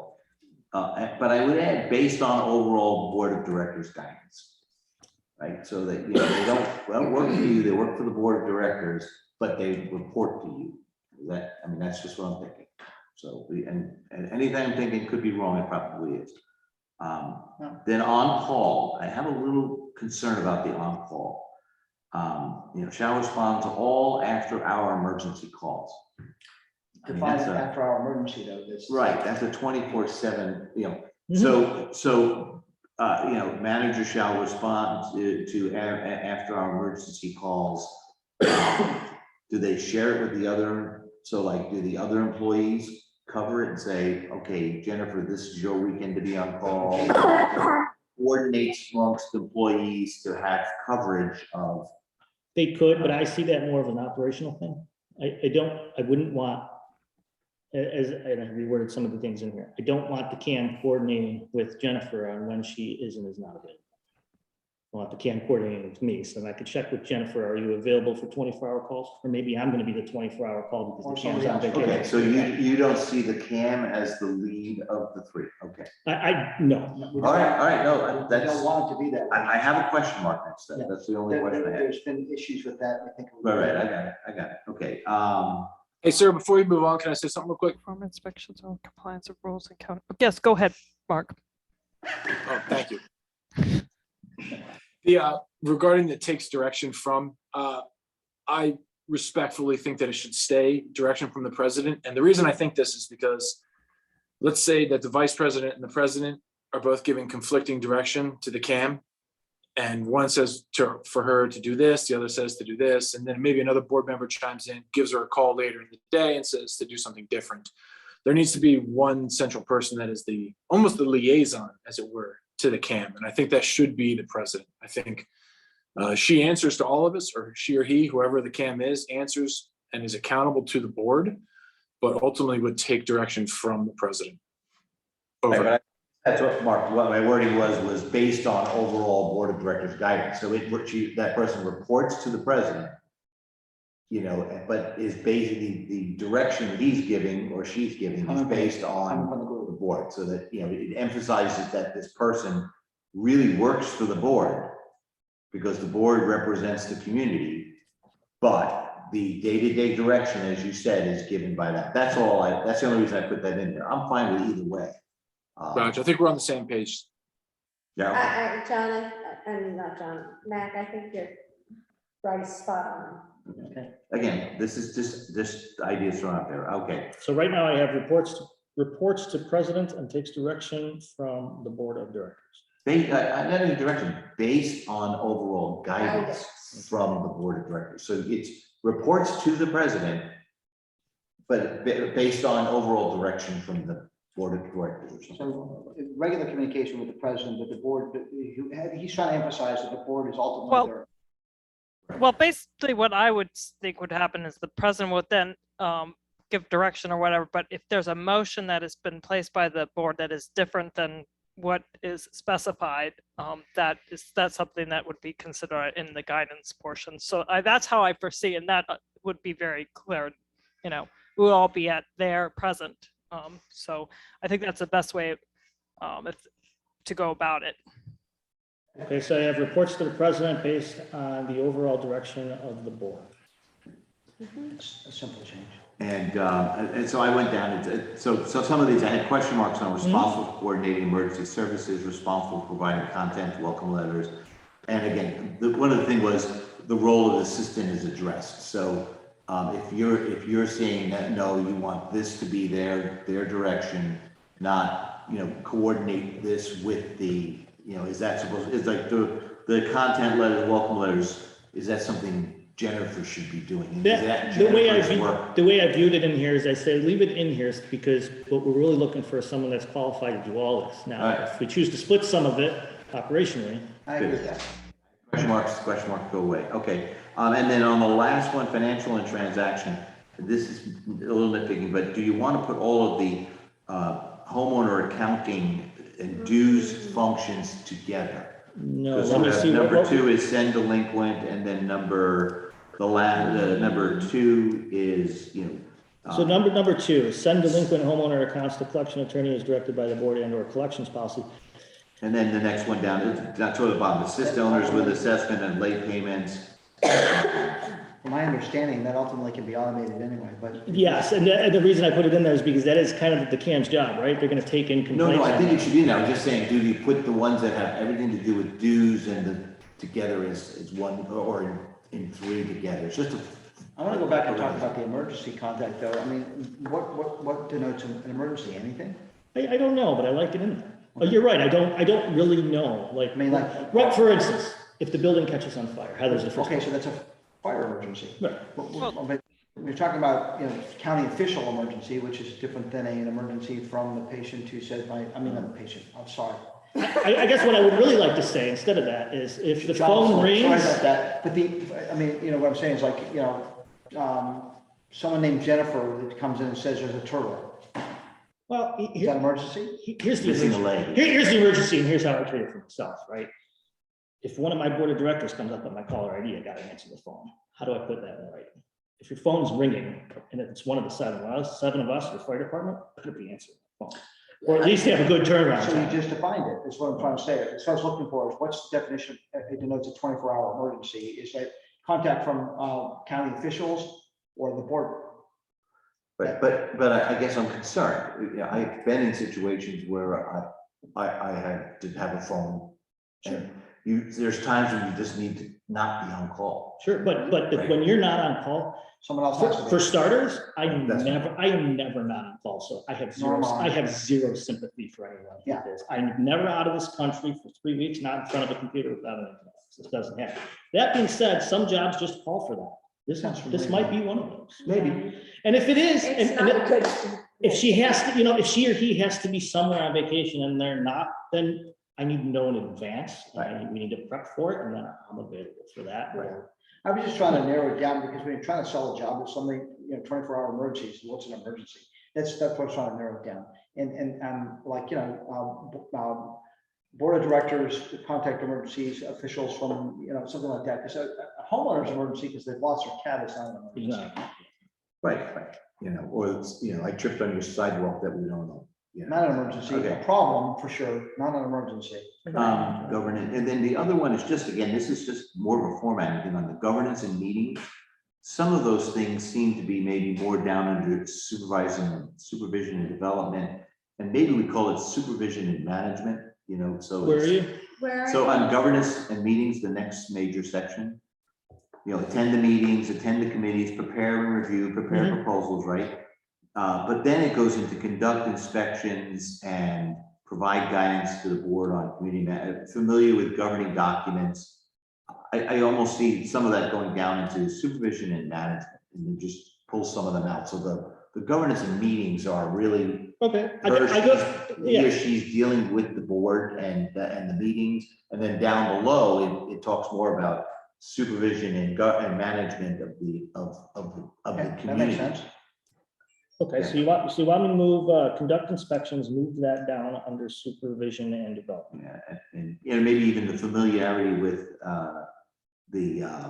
you know, documents, statutes, boards and policies, that's an overall That's a CAM function. function that's down there, and, you know, and so that's it. And then I like your may responsible account for any other duties assigned, and then just based upon, and I might just put in there, emerging or changed requirement, the business requirements. So not maybe, needs. maybe responsible or accountable for any other duties as a. Direct. Based upon emerging or changed business requirements. I like that line. You know, and Based just, upon- As I said, you know, the operational environment may change, and you just need to be prepared. And if you're someone who doesn't really want to do that, then maybe you're not the right person for this Very job. true. This is our PhD guy talking. Actually, it's more the ex-military guy, Mark. But anyhow, and then the other, if you're going to keep the others, governance in meetings and social business. Okay. I would cap other and underline, right? So other, you know, so this looks like your other sections, other, and then underneath it, you can have those two things as bullets underneath that. It's a formatting thing. It's just, I think Matt has nominated himself to reformat this and send it back. I can do that if you want. But, Well, I have Well- something else I want to say too. yeah, so anyhow, and then, Matt, I'm not gonna fix your other, it's not cooperating. okay, got it, no. I don't know why it's not cooperating. And then really what you're talking about there is professional and licensing and skills, what that section is. Mhm. You know, so it's professional licensing and skills. And I think it's John, you said you important. had something you want to add to this? Sorry, You know, sorry, but yeah. No, those are great comments. I think most of them are very valid. I agree with a lot of it, but one of the things that I wanted to say is the original audience of what was going on here was that there was a company called Associate doing the management. And so these jobs are written with a view toward the fact that there was this overarching organization there, and the result of what this person is going to do has a lot to do with the support they're getting from Associate. So I think to some extent, while we called out some of the stuff that's in here, some of the other things under like financial transactions, Mhm. Not required. we're reviewing vendor invoices, Not required. not Not required. required. Send delinquent homeowner accounts to collection. I think the accounting firm, bookkeepers are gonna be doing that. Or Appfolio will do a chunk of it. Oh, yeah, and actually, Appfolio, sorry, Appfolio sent it directly to you. Ken. The responsible for purchasing our routine maintenance office supplies. We have a maintenance guy. Yeah, but he's not the paper. He doesn't know if you're out of paper. Okay, but he's gonna say what needs to be done and find a vendor to do it, right? Maybe on some projects assigned to him, so I may say, hey, James, the deck's looking really bad. Can you get a few guys out here, take a look at it and report it? Or you might go buy some wood, and do it, you know. Or, yeah, so So he may, but basically- typically now that he doesn't. So basically, he's a well-paid person who has really little or no authority. That is very true, and that is changing. That is the specific reason I was for James for the position, because I've talked to him, he's more than capable, and the idea is that we do start tasking him. He's going to be at all the board meetings, and when he does see like this, he's gonna provide value quotes. So it seems like in addition to the CAM job description, we also need a maintenance person's job description. so that we can blend the two together instead of having it all sitting on one person. And the assistants.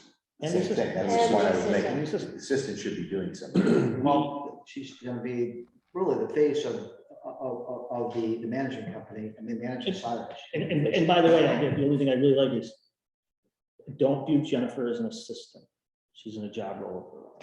She's going to be I understand communicating. that. Well, only reason I say it is because she is now, and she, she takes a lot in on that, more than what she probably actually should be. Well, it defines the way you're gonna run the office. So- But yeah, I agree with you. We should have the job descriptions for them both. So then, to the extent that the job descriptions are valid, then we need to look at how they're gonna interact with the CAM's job functions. Or intertwined is probably. Intertwined, and I think we could figure that all out through operations. We need to have an operations meeting once we get all this together and figure exactly that out. Just about the 3 employees and how we want things to flow from A to B. And that might be Might be what? fluid for a while. It might change a little bit, because we might say, hey, so-and-so is gonna do this, but we realize that in practice, that doesn't work. The CAM needs to do it. So you're talking about this is something that we do before we hire them, or this is something you're gonna do after you hire? After we have. Right. So the job description's not accurate. Not 100%, no, but the things that we're talking about, maybe pooling and reassigning, isn't gonna really, I don't see determining different individual in the seat. I think what he's saying is that this is actually a pack to have someone that has more capability than not. Exactly. So just because we take checking office supplies off your list isn't gonna really have us pay you less or attract a different personnel. Because you gotta remember, this person is a licensed CAM, 10-year experience. So they're gonna be able to do all this, otherwise we just don't want them. So my question is, why don't we go to the, what is it, the CAM group?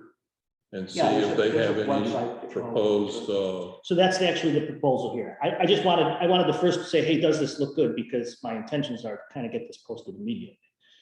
The actual motion, if you look, is to approve of it, because I want to put it in a few places, but there's really only one place it needs to go. It needs to go to CAI. That's where all the CAMs are, and that's where all the job postings are. Here are their packages and what they charge. They charge from $3.99 to $6.99, and no matter what package we do, it only gives us 30 days exposure. It is pricey, but that's where we want to be. Now, I can also post it on LinkedIn for free. Great, I can do that. But I think we need to pick one of these packages. Post Well, it. absolutely, yeah. Can So you the- give- I haven't looked recently, but how many CAMs are registered with CAI? Good question.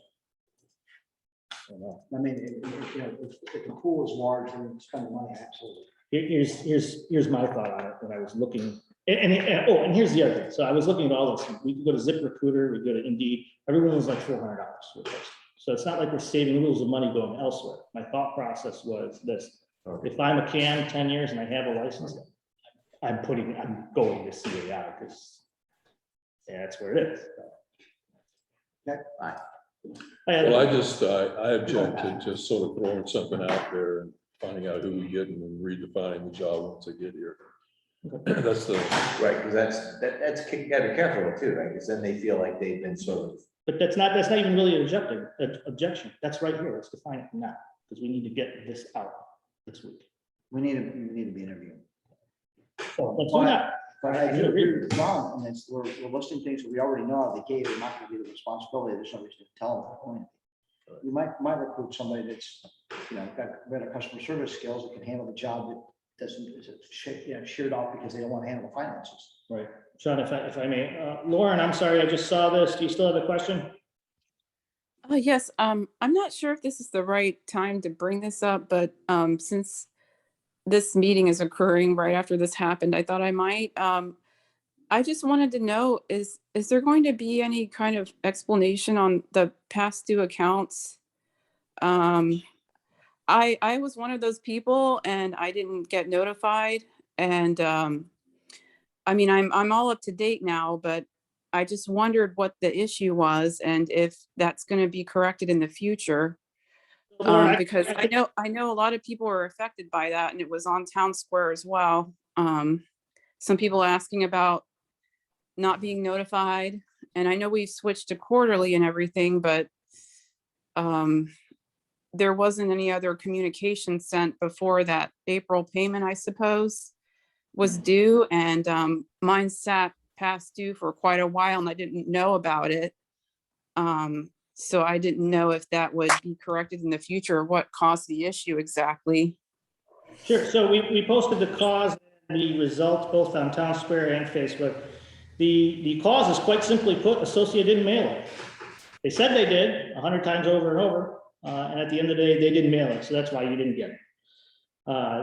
It is important that we aren't mailing before its due date, only if you're late. Yes, so that's why we kind of halted mailing everything at the moment, because it is broken with Associate, and this is this meeting to correct exactly that. And Okay, I thought that might have been what the discussion at the beginning was related to with the software and accounts receivable, but I didn't know for sure.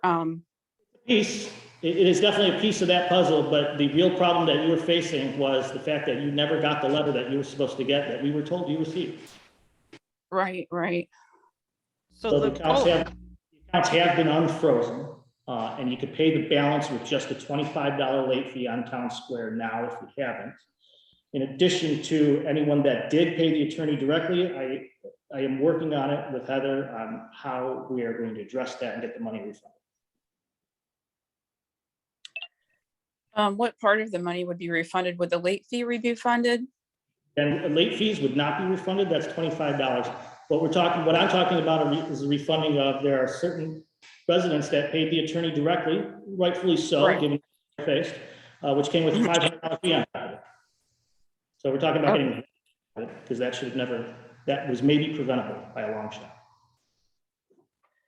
But all the other fees that were associated with these accounts would be cleared, right? For the people that were affected by that? And no, there's only a $25 late fee. Right, just a $25 late fee, but like in this letter, there's a bunch of other stuff. So I just wanted to clarify that. The interest charge and the mailing charge, and there's an attorney charge or several charges on it. Those are all hopefully be eliminated, all those. Yes. Okay. Yes. If you have not Okay. paid directly, and even if you have, we're gonna get that money back. Okay, all right, thank you. Very well.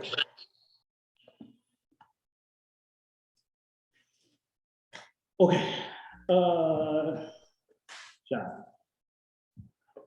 job description. Mhm. What do we need to change? What do we need to change to get it out the door in the next 4 years? Well, you know, I'm leaning on you, people with particular CAM experience to help with this, but you know, like we were talking about in the area of the finance and transactional stuff, I think we should eliminate some of these things in here that are very specific around vendor invoices and other things like that. It's our intent is not to have them involved in that no matter what, actually, at this point. Right. So I agree with Okay. that. 'Cause Fair enough. that can Right, but scare people. what if, but if, so is the CAM going to be one that coordinates getting the 3 bids? We want to paint the pool house. Right. That's what the CAM Yes. is. They would do that. Everything. So then, wouldn't they be involved in reviewing the invoice to make sure They A, need- what was supposed to be? They need to be able to visually see the finances to look at what is budgeted. Right, and review to say what we proved was done. So that's why I think, productive. in my opinion, and John, my opinion is you keep it in there, because the idea is we have someone that's capable of doing all this, and we could eliminate how they do that. So just because they are capable of doing a full-fledged budget, we don't require them to do that, but I need them to be knowledgeable of the accounting end of it, knowledgeable of how the systems Then work. can't you state that? No. I suppose we could, yeah. I'm just looking for folks I where. guess what I'm trying to say is that if we're actually removing the function from them, we want them to have knowledge of how it works so they can, basically get some feedback if needed. The reality is when they do the bids have to come before the board. The board is going to approve them. It's going to be in the budget. We're not, we approve it out in or out of the budget. At that point, we're committed. Mhm. Obviously, if the invoice comes in and it goes through the bookkeeper says it's 25% over what we bid, it's going to get flagged and it's going to come to the board. So that function is not really in the hands of the CAM at that moment. What it is in the CAM is we want to understand we have to stay in budget. Absolutely, want them to understand that. Well, understand that they need to get 3 bids. Want them to understand that. So, and then when we tell them to get bids, we give them the budget. We have $20 to spend. Go get me a bid for $20. Mhm. Oh, fair So what enough. you're talking about here about her getting 3 bids and all the rest of that, say, it'd be, They, them, whatever it is. Yeah. that's not any one of these points here. Not one of these financial transactions here are that function right there. It says schedule and coordinate vendor services and preventative maintenance as needed. But That's that's not getting not what quotes. you're talking about. That's kind of But a. how you do that is Yeah, I'll be whatever honest, procedures we that's a have. given statement. That's like, working in automotive and saying it didn't say I had to change tires, I changed a tire. Like, this is kind of a common sense thing. I don't mind adding it in here. I just want to get to a point, folks. If it were, I mean, this is great. If it were me, I'd put need can salary. Let's see what we get, because at the end of the day, we need a can. I don't want to spend 3 hours looking at how this is written. If you want me to pull something out, John, let me know now. I'll gladly pull it out. If you want to add something, somebody word it so I can type it out. Are you putting salary in or is salary as dependent on? That was we my have to last decide. question when we do this. We have to put salary in Yeah, have to there. put salary. I've never applied for anything that's not telling me what I'm doing. Got consummate skills, you never get anybody called. I would like to pull out the draft meeting minutes for the secretary approval. I think our secretary needs to take the minutes. I do too. Okay, where is that? Sorry. It's the Third third one one down. down under communications and facilitation. How about draft meeting minutes? When secretary is not available, I'm okay with that, need a backup. Check this. but I don't think they should be the primary person.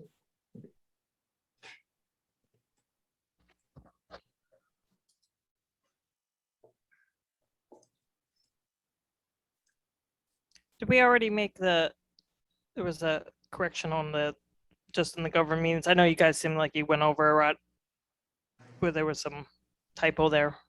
And attend all board director meetings. Missing D. He did. Okay. Some people may say they are board meetings.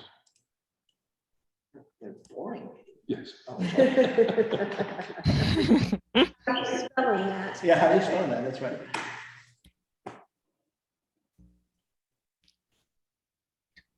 And I don't know if we've really, did you guys already discuss the packages at this point? No, I just mentioned the price on them. Again, we've got to nail this part down first. Okay.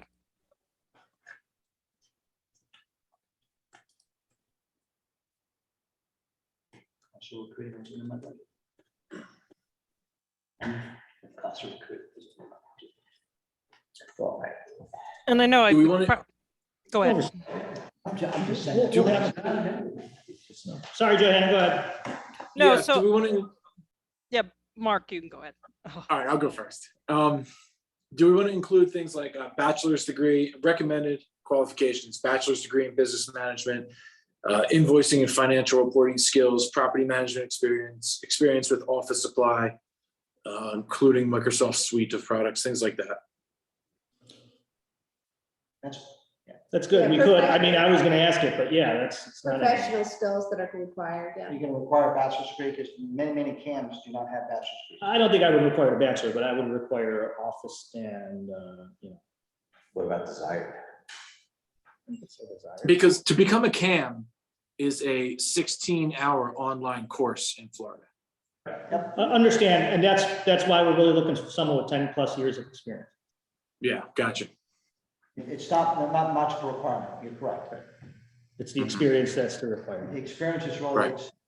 Yeah. Bachelor degree association, I mean, I could take it or leave it. They could put it on a resume. We're not checking it.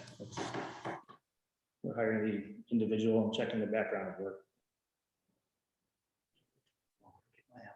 Ability to pass a background check, is that going to be, we all have to pass background checks, right? That's a good comment. Well, we should pay for a standard background check, just as we all went through as well, bare minimum. Yeah, I think that should be a normal standard thing with all our employees. That should be. It's for most businesses. They just be put in those. And so basically what I'm what I'm kind of foreseeing is that Jennifer is going to work probably with the communications and coordination portion, which is why we're planning to tighter that. And so the CAM would of course be more, so that there might be some of these things that might work with this as far as answering phones and doing certain things, but more in this other items is where the CAM comes in. Like, Yeah, there's gonna be some crossover for sure. But you figure if people are having, irate about a violation or something, that's gonna be both billing, right? They're mad about their bill, they're mad about the lateness, they're gonna have to go to the CAM. You don't really want Jennifer doing it. Right. yeah, no. But I mean, she would take calls and there's some things in here that would probably cross over. Does now, take a call, take a note, we gotta get this to Heather, I'm sending her an email right now. There's gonna be some cross work together, I just, we need to decide what that cross work together is now. The CAM. Well, I think it should be the communications and coordinations of events and activities, whether if you have to coordinate a little bit with the maintenance and stuff. And I think sometimes, CAM's going to be out of office if we're doing the inspections and stuff. Obviously, then Jennifer would be the one taking the calls and coordinating with either the contractor or the resident or stuff. That's where I foresee more focusing her on the communications and maintaining that communication. And Also, so that makes sense. Yeah, I agree. so I think we do have to eventually write something up and make that clear for Jennifer.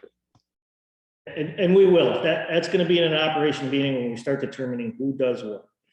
Okay. I mean, for overall, it does look good. I think it has most of the stuff in there. And you wanted me to pull something. What was You're it? talking about the financial part. The financial And part. we don't really have a listing about be able to facilitate multiple quotes for any given service kind of thing. That would be good to put that in there. Even though it might be implied, I'm with John. I like to have I'm sorry, what did you want me to say? Where? something like the ability to facilitate multiple quotes for a given project. Okay. It's simple. We'll do it under communication. I would just add it right under financial and transaction. You already have person routine stuff, so you could put it above it or below it and just add that line that they were saying, which is, manage the maintenance projects Or specifically for the price quoting. but manage the process by getting 3 quotes and, but in managing a process, then the process can be defined as it goes forward. But do you have the skills to manage the process, to deal with vendor quote, to obtain and ensure maintenance quotes are submitted and completed upon in accordance with something for that. Ability to, Sean, you said it one way pretty good. I'm sorry. Ability to coordinate multiple vendor quotes for a given project. Give us this description and they were for Disney forever.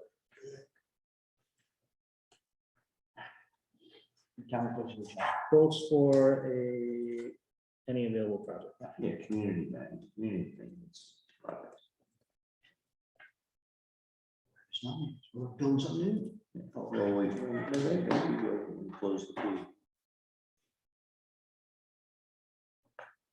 All right. Okay. Did we put anything in there about our community, how large it is and the scale? Do you want to put any? I don't know. You don't want to leave some mystery? Well, actually, though, our community name will be in the advertisement. How about the title? Community Association Manager for. Yeah, and then that's actually a way you test. They do some research to find out what. Check in with 442 units and as you're established, you can look for those questions. Yeah. That's. Exactly. When you're interviewing. You changed Well- that for it, didn't you? Where? It might be good for them to know what scale and how big we are before they. And what I'm saying is that's actually something you can use in the interview process. Yeah, typically when I bring someone in for Disney, in the division I was at, I'd ask them, do you know what we do? And then they would give me all they knew and I could tell whether they did their homework or not. And that's Correct. kind of what Mac's saying. Give them the name of the community, they can figure these things out, or should be able to. In fact, maybe even drive over and drive through the community. Actually, the line is used, what do you think? They really want the That's what I job. used to say. What's that? What do you think we do here in Imagine? What do you think we do? So. It was one of my favorite things to watch, what they thought we did. And it was quite different than what we really did, so. Okay, so are we okay with this now? Yeah, it's close. Close enough to post. But I'm kind of with John a little bit. We gotta be careful that it's not, doesn't come across as a bait and switch type thing. I think that's I don't think it does. And again. No, I'm just, but you know, when they come in, what we're interviewing for reflects what's in there, and that's fine. Okay, what package do we want to go? Okay. What were our options given the package? Your options were $3.99 is going to get us a job email to thousands of CAI members, 30-day posting. $4.99 is going to get us the same thing, plus it remains high in the search results. It's highlighted and it stands out. What does that mean? No, we have no idea. So we just need to make a judgment call. Well, they probably have a search engine on their website, and the Yeah. search engine will say, I'm looking for canned jobs. It will put ours Yeah, towards the top. I give you face value what it means, but Yeah, well, Google says it's, advertisement, and then they show you the real search results. We would be the advertisement at the top. Okay. Yeah, which I think is worth it. and then their third, which is maybe a little bit better because they do then post you to national and local job boards. They don't say which ones. Well, here's my point. We want somebody relatively quickly. I think we'd be aggressive in how we're advertising, which is why not pay the extra money to get. We're not talking about a lot of extra money, but we do need to make sure we're covered. I don't know if national is a good idea, only because we'd have to, if there was someone who had to move here. Yeah, I don't like the national. I like the local job boards that comes in that way. But how's everyone feeling? Does everyone feel happy with spending an extra 300? Oh, Your 700? your take is, and I agree with you, it's the place to look for cams. It is. So I think it's a valid expense. And my gut is for go all in, it's $700. We have 30 days. Concur. Should we make a motion for that? John, your thoughts? Okay, I will make a motion to approve the listing to go in CAI for the 99 package. Second. Matt can second this. All those in favor? Aye. Aye. Any opposed? No. Abstaining? Abstain. Abstaining, Kathy? There was 2 abstaining. One, Kathy, John? Did you abstain? I'm sorry. No, No, Kathy abstained. I think everyone else was I aye. said yeah. Okay. Okay. No She's opposed? concerned about spending the money, but I'm with her on that, except for I think we need to get the advertisement out to get somebody here fast. Yeah. Motion carries on that. Transition cost. Unfortunately. Okay, did we have anything else? Residents, do we have any? Salary? Oh, I'm sorry, folks. Salary, yes. What do we want me to post for salary? Are we supposed to be talking about that? We actually can at this We can, point because it's going to be an HOA employee. It took away, We don't have to, but I see no reason not to. No, I'm just asking. the 2022 version of the 720 removes the ability for us to block conversations about employees in the HOA. Got it. So the question is I'm going to say this outright because I know he's done some homework on this. There are two types of association managers, the condo association manager and then the homeowners association manager. If you look at several different job sites, they list those rates of pay differently. The high end is condominium up to 120K in Florida. The homeowner association is 80 to 90K ceiling, which is where we work. So I'm the kind of person, you come in a little shy, let them negotiate up and then sell it to them. I'm not the guy that comes in hot and then they want to get 120 because we came in hot. So I don't know what you came up with, but what's your thoughts? My thoughts were to find out everyone else's, but no, my real thoughts are somewhere between Pass with us. You put a range in there. somewhere between 75 and 95, and I don't think that's the right posting, but That's the number I have in my head. I think if we landed And that's where somewhere, we end up. It's between that's where you're gonna 75, end 95. I think. I'm worried if we post too low, Yeah. we're gonna be washed out in the So you put, $700 expenses. starting pay at 75 and see what you get. We could do that. 75 to 85, a range. Yeah. I was like, Shows that, hey, you're gonna be negotiable. Mhm. Yeah, and it shows the pretense that even if I get the job at 75, obviously there's room for growth there. Absolutely. Okay, so just, I want to make sure you're willing to pay top dollar for this position out of the gate without, review or anything of the ability, like, No, it's not top dollar. We're paying more now. sorry, We're paying more now. more than what, I'm sorry. More than what we're on. It's not the highest end. We're actually still in a good place. So what did you say the range was that you would see? The range for HOA is 80 to 90 according to jobs.com. See, according to Glassdoor.com, I saw the opposite, but you're right. It could have been an encompassing. When you look at the condominium, it goes The from 20 to condominium, 140, actually. Yeah, exactly. And So that's what I was basing it on. So, condominium is a different kind of avenue. but you also have to base it on, you also have to think, yes, we were at the high end of that average. I mean, that's where we were. I'm not saying that's where we need to be.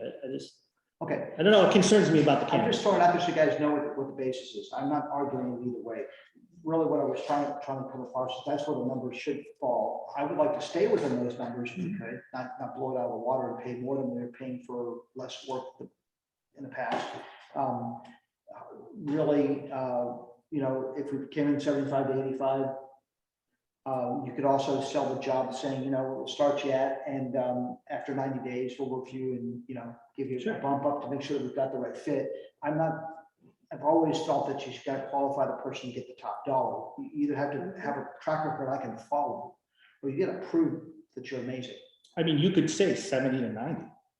I've seen, because that does exactly what it said. It says the person that says, okay, I'm gonna make at least 70 and I'm better than that, so I'm gonna shoot for 75. And you could qualify them up if you have to, and you could qualify them then again, you know what, we want to give you an offer that starts at this, we'll reevaluate 90 days, give you a bump in 6 Okay, months I'm a year. all for Correct, that. actually, I thought 70 to 90 originally was what. And I that's was what we thinking. talked about at one point too. I think that's okay, but 90 being the ceiling and someone has to be a rock star to me. I'm Yeah, sorry. right, and That's all but based on the interview. the other nice thing it does is it prevents someone from coming in and wanting that 90. They'd have to really prove themselves to deserve it, and furthermore, thinking that there's growth to 100, because there's not. So, Right, so that's decided on the interview process. Of right? course. Do we know what the process is for the interview? What are we gonna be doing? Is there a committee, the whole board? So actually, Not yet. discuss 7 to 90. I actually have the answer to that. I just did not have a chance to read it yet today.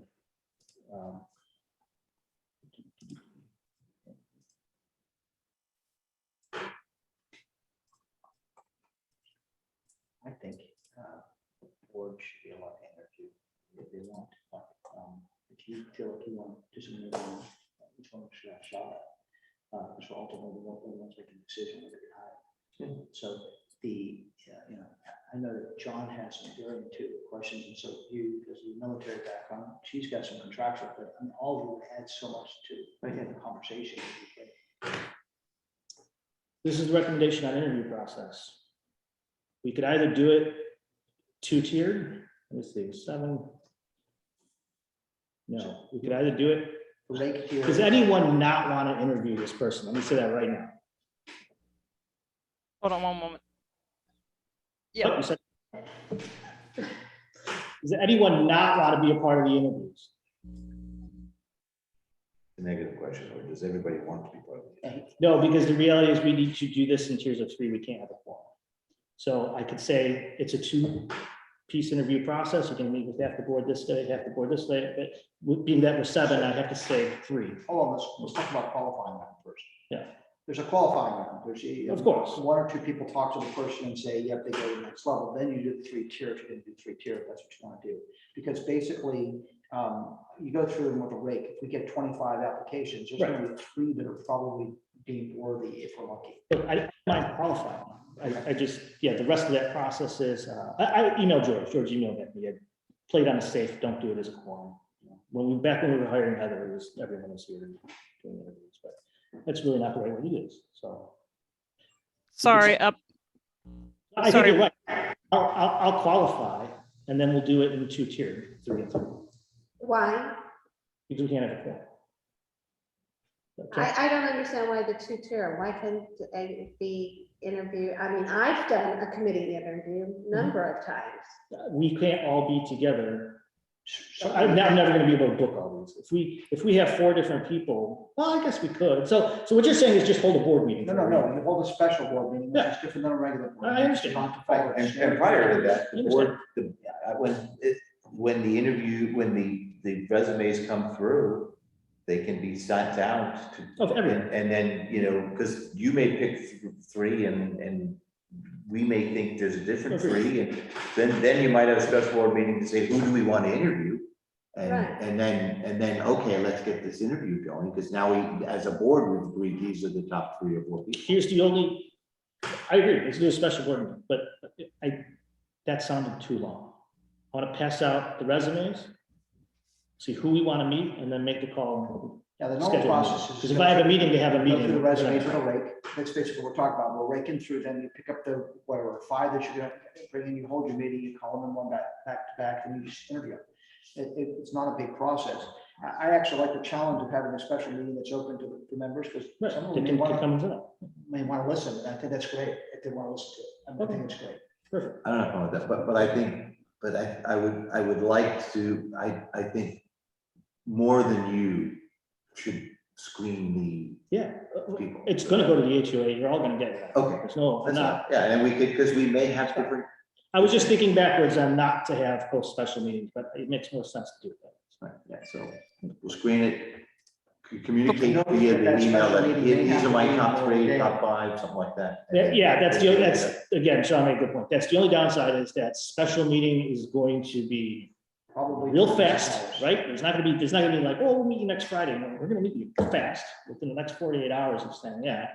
And it's probably gonna be in daytime, or at least, 4 o'clock. Yeah, late day, because you want to do it during business hours, and you also, it can be short notice because it is a special meeting. That's the whole great thing about a special meeting. And then, one agenda item, which is interviewing candidates for camp. That's it. So you can pull that off easily. But I agree with Matt, someone else should be, if you're talking to individuals to screen them, as opposed to just taking resumes, which is the first pass. You take the resumes on the list and say, here's the 6 we think we should call. You call them in, more than one person should see that person to say, yes, these 3 are really the 3 we should talk to, and then bring them in front of everybody. But it doesn't have to be everybody. It could be a committee the board decides to Right, say, these absolutely. 3 people are gonna be. the Everybody people. being whoever's decided. So that would be the better way to handle the process, and that way we're all having a Everybody has input. I mean, I'm certainly, Decision can be since made since by I don't us. have a vote in who gets hired, I certainly can be one of the ones that helps qualify, because I do think I do a pretty good job of picking out good candidates. So I've been doing it for years, but I'm glad to volunteer that if you want me to. If you don't want me to, it's fine too. I can do something better with my time. I don't know. I don't know if I care, thinking about it. Okay. Do I have an opinion on it? Should it be that way, or should I just have all the resumes just go to HOA, FHRW? We'll all get them, and we could all pipe in who wants to meet who. Well, I think with, I mean, we get 5 people that say, hey, I want to meet Jane or John Doe. then the advantage of shotgunning them out to people who people want to read them, we just make it different perspectives on the different resumes. So, I think these 3, and say, pick your top 3. If everybody picks the same top 3, well, that's a done deal, but wait a minute. We pick different top 3s, why? But then you push it back. To be cut out. Sorry, then you push it back. You take your difference, and you say, here's the difference in the top 3. Right, Now, that's all, that becomes just a Yeah, dialogue, that's a dialogue, but. I'm not sure we need to committee that out or appoint. I think we could do that. Correct, that's what I'm saying, and then we just, as the board, we can decide how you want to do the interview. If, I'm less interested in a large group. I think it's better to have smaller groups and just set that out for people instead of a small. Well, okay, group. so let's answer, because But that's gonna we can be. do that later as it goes forward. I've done it both ways. No, I know, but that later is gonna come fast. So the question is, do we want to do a special meeting with the whole board? Because if we could say we're gonna meet 3 people, we must schedule them, try to schedule as many as I can back to back within X amount of time between each one and do a special meeting based on it. Or do you want to split it up? You're talking 3 meetings if we split it up. Well, I'm just saying. I know, I guess what I've done is even when I've ended up meeting at a panel, you meet and people individually and talk to them, because one-on-one, people are, it's a. I don't think I would stop anyone that even wanted a one-on-one. You're right, though. I don't. So it isn't abnormal to have a one-on-one with three people and then put them in front of a panel to see how they handle the group. The point of this job, though, is that person's going to be in front of that group from here forward. And if for some reason you can't handle that group and they only handle the individual, that would be worthless to us. No, that's a two-part, right? So then you qualify it. And if it gets to the second person and you both say, well, I don't think it's the right candidate, then you say, well, thank you, we'll be back here, and you send them on their way, and the next guy gets, we'll call you back. You could even almost do a practice of having them give a small presentation. How about this? How about, we're hoping we're gonna get a bunch of candidates that are really on this, but if that's the case, then why wouldn't we do something exactly like we talked about as the emails come in? We go through, we decide our top 3, right? We schedule 3 board members with the top 3, and then schedule a special meeting with all the board members for the group. that's kind of what I was saying. So the question, who wants to be in that top 3? Who feels like they should be, first of all, you seem like you want to be, and I would like you to be. If you can. Yeah, I would, I'm a volunteer. Okay, John's- so Process. So yeah, go ahead. sorry, so where did we land on the salary? And from what I'm understanding, you're wanting to do a review of the resumes, then someone have maybe a couple people call and do like a call interview, and then we do a group panel in-person interview with whoever is the finalists. I was thinking more that the first interview is going to be on site with 3 board members, It's a customer service job, it needs to be in person. and the second interview will be with the whole board. Okay, so you want to do a 3-person for that first stage? Because usually how these things go, I see is you review the resume, you call the person up, and then from that, how that call goes, then you want to proceed with setting up a in-person interview from there. Because usually in the calls, you can obtain some more information, whether to qualify the person. Can't hear. I'm sorry. I'm sorry, can you hear me? Yeah, we hear you. Okay, I don't know where we're lost in, but I just hear a lot of echoing. Sorry, we heard you. Sean was just trying to say something. I was just saying, I think that the goal here, Johanna, was to try to find, since it's such a face-to-face kind of job, to find a more formal approach in interviewing the person on the first, after the resume tier on the first pass, and then qualifying 3 or 4 of them for the group to see later. Because the ideal thing is the way they present themselves and the way they carry themselves is maritally involved in how they get this job. This job is a customer service job, and it needs to be treated that way. Yeah, no, I'm in agreement. Phone's great, Johanna, it really is, but this is a hands-on, it's not a sales position, so. I got a thought on this one. So we're putting this out not only statewide, but nationwide. So to have somebody travel to do an in-person interview when they're one of 5 or 6 candidates, it's better to do a Zoom meeting at first. There's a lot of people moving to Florida. There's a lot of people looking for jobs in Florida. And the person we may hire may come from New York. They may come from California. They may come from North Carolina. You say that. I don't want them, Mark. Yeah. I want the person that's here, close by, and invested. We're looking for the individual that's been doing this a long time, maybe hoping to write out retirement with the next company. Sure. Yeah. Somebody with a lot of experience, with experience Okay. handling communities with over 1,000 members. Yeah. That's just my thought. No, And they also know Florida rules. We need Well, to have. I mean, regardless, you're going to have to qualify that the person whoever is applying, it meets that requirement of being more of a local, I would say. That's what I think. You should call and make sure qualify before scheduling in person, but that's just my recommendation, because you don't want to waste somebody's time or waste our time if it's not going to work. The three-person team can divvy it up when we get to the top 5 or 10 or whatever, that, okay, let's do, each, it doesn't have to be a 3-person thing. They can just say, hey, follow this Well, up. I mean, as I said, you can have whatever in-person meeting, but if you don't call them and make sure the interest and everything's qualified, we can like them, but it might just not be a good fit when you talk them on the phone, because that happens a lot. Right. And Joanna, correct, but we're gonna call them to invite them to the interview. If you call them, and that's part of the interview process, and if they Yeah, fail, absolutely. don't invite the invitation. I have an idea. How about whatever's chosen via email, I'll make the calls. Does someone want to put together a list of qualifying questions they would like to get responses to right away? Sure. Yes. Could throw some things up and email them over. Johannan, you and Mac will work on that. Awesome. Because then I can email right away, spoke to so-and-so, scheduled for this date, and here's the answers to the response. Here's the responses to the qualifiers. And also, I got to question 5 and stop the Yeah. telephone call, and here's why I stopped the Yeah, telephone call. Right? exactly. That's the screen, the initial screening process, I like that. or secondary screening process. Now, we Okay. got your first question. Tell us about our HRW. What Yeah. it was. That helps me. What I do don't you have to find- stumble what do you around. find attractive about working for this homeowner? You know that? Okay. Also, Tommy, Go Who's your hockey team? That's right. Who you Go ahead, root for. Joanne. yeah, what did we land on the salary? I think we Just said one- 70 and 90. Correct.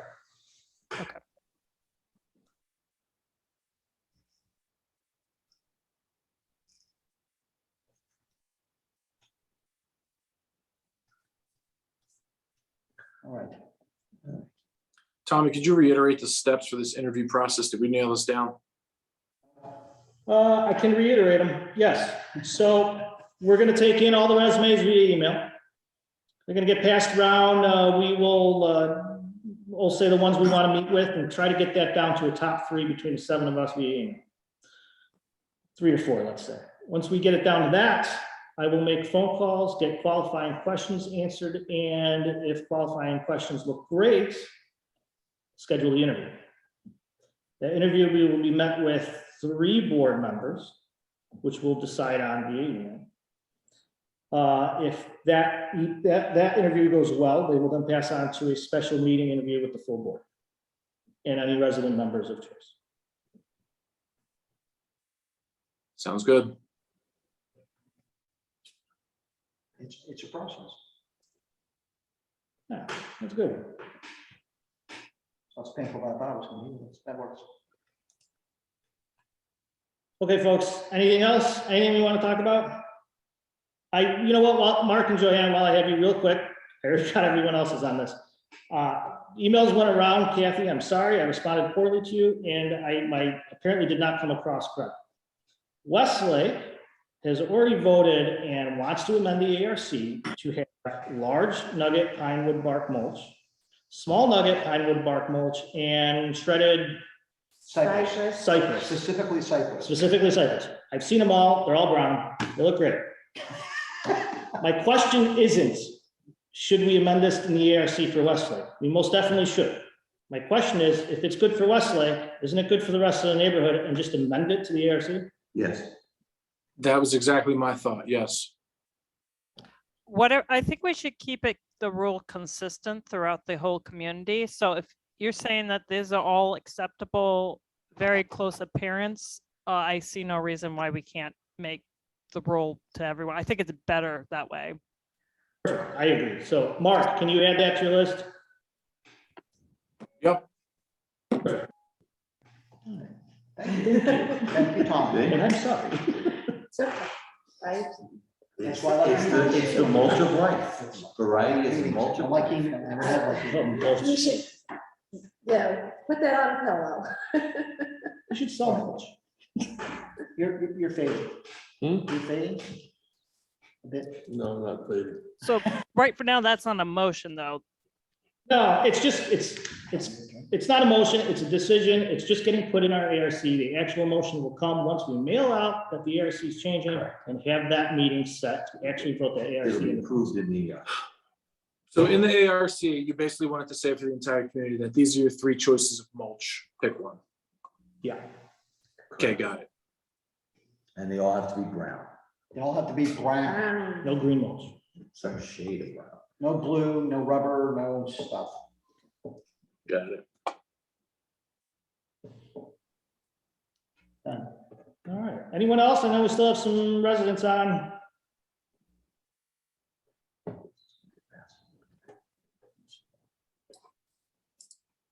All right, thanks, folks. Meeting adjourned. 8:20. Hi, telephone people. Good night. Good night, guys. Good night. I'll send you over the minutes later, okay? Good.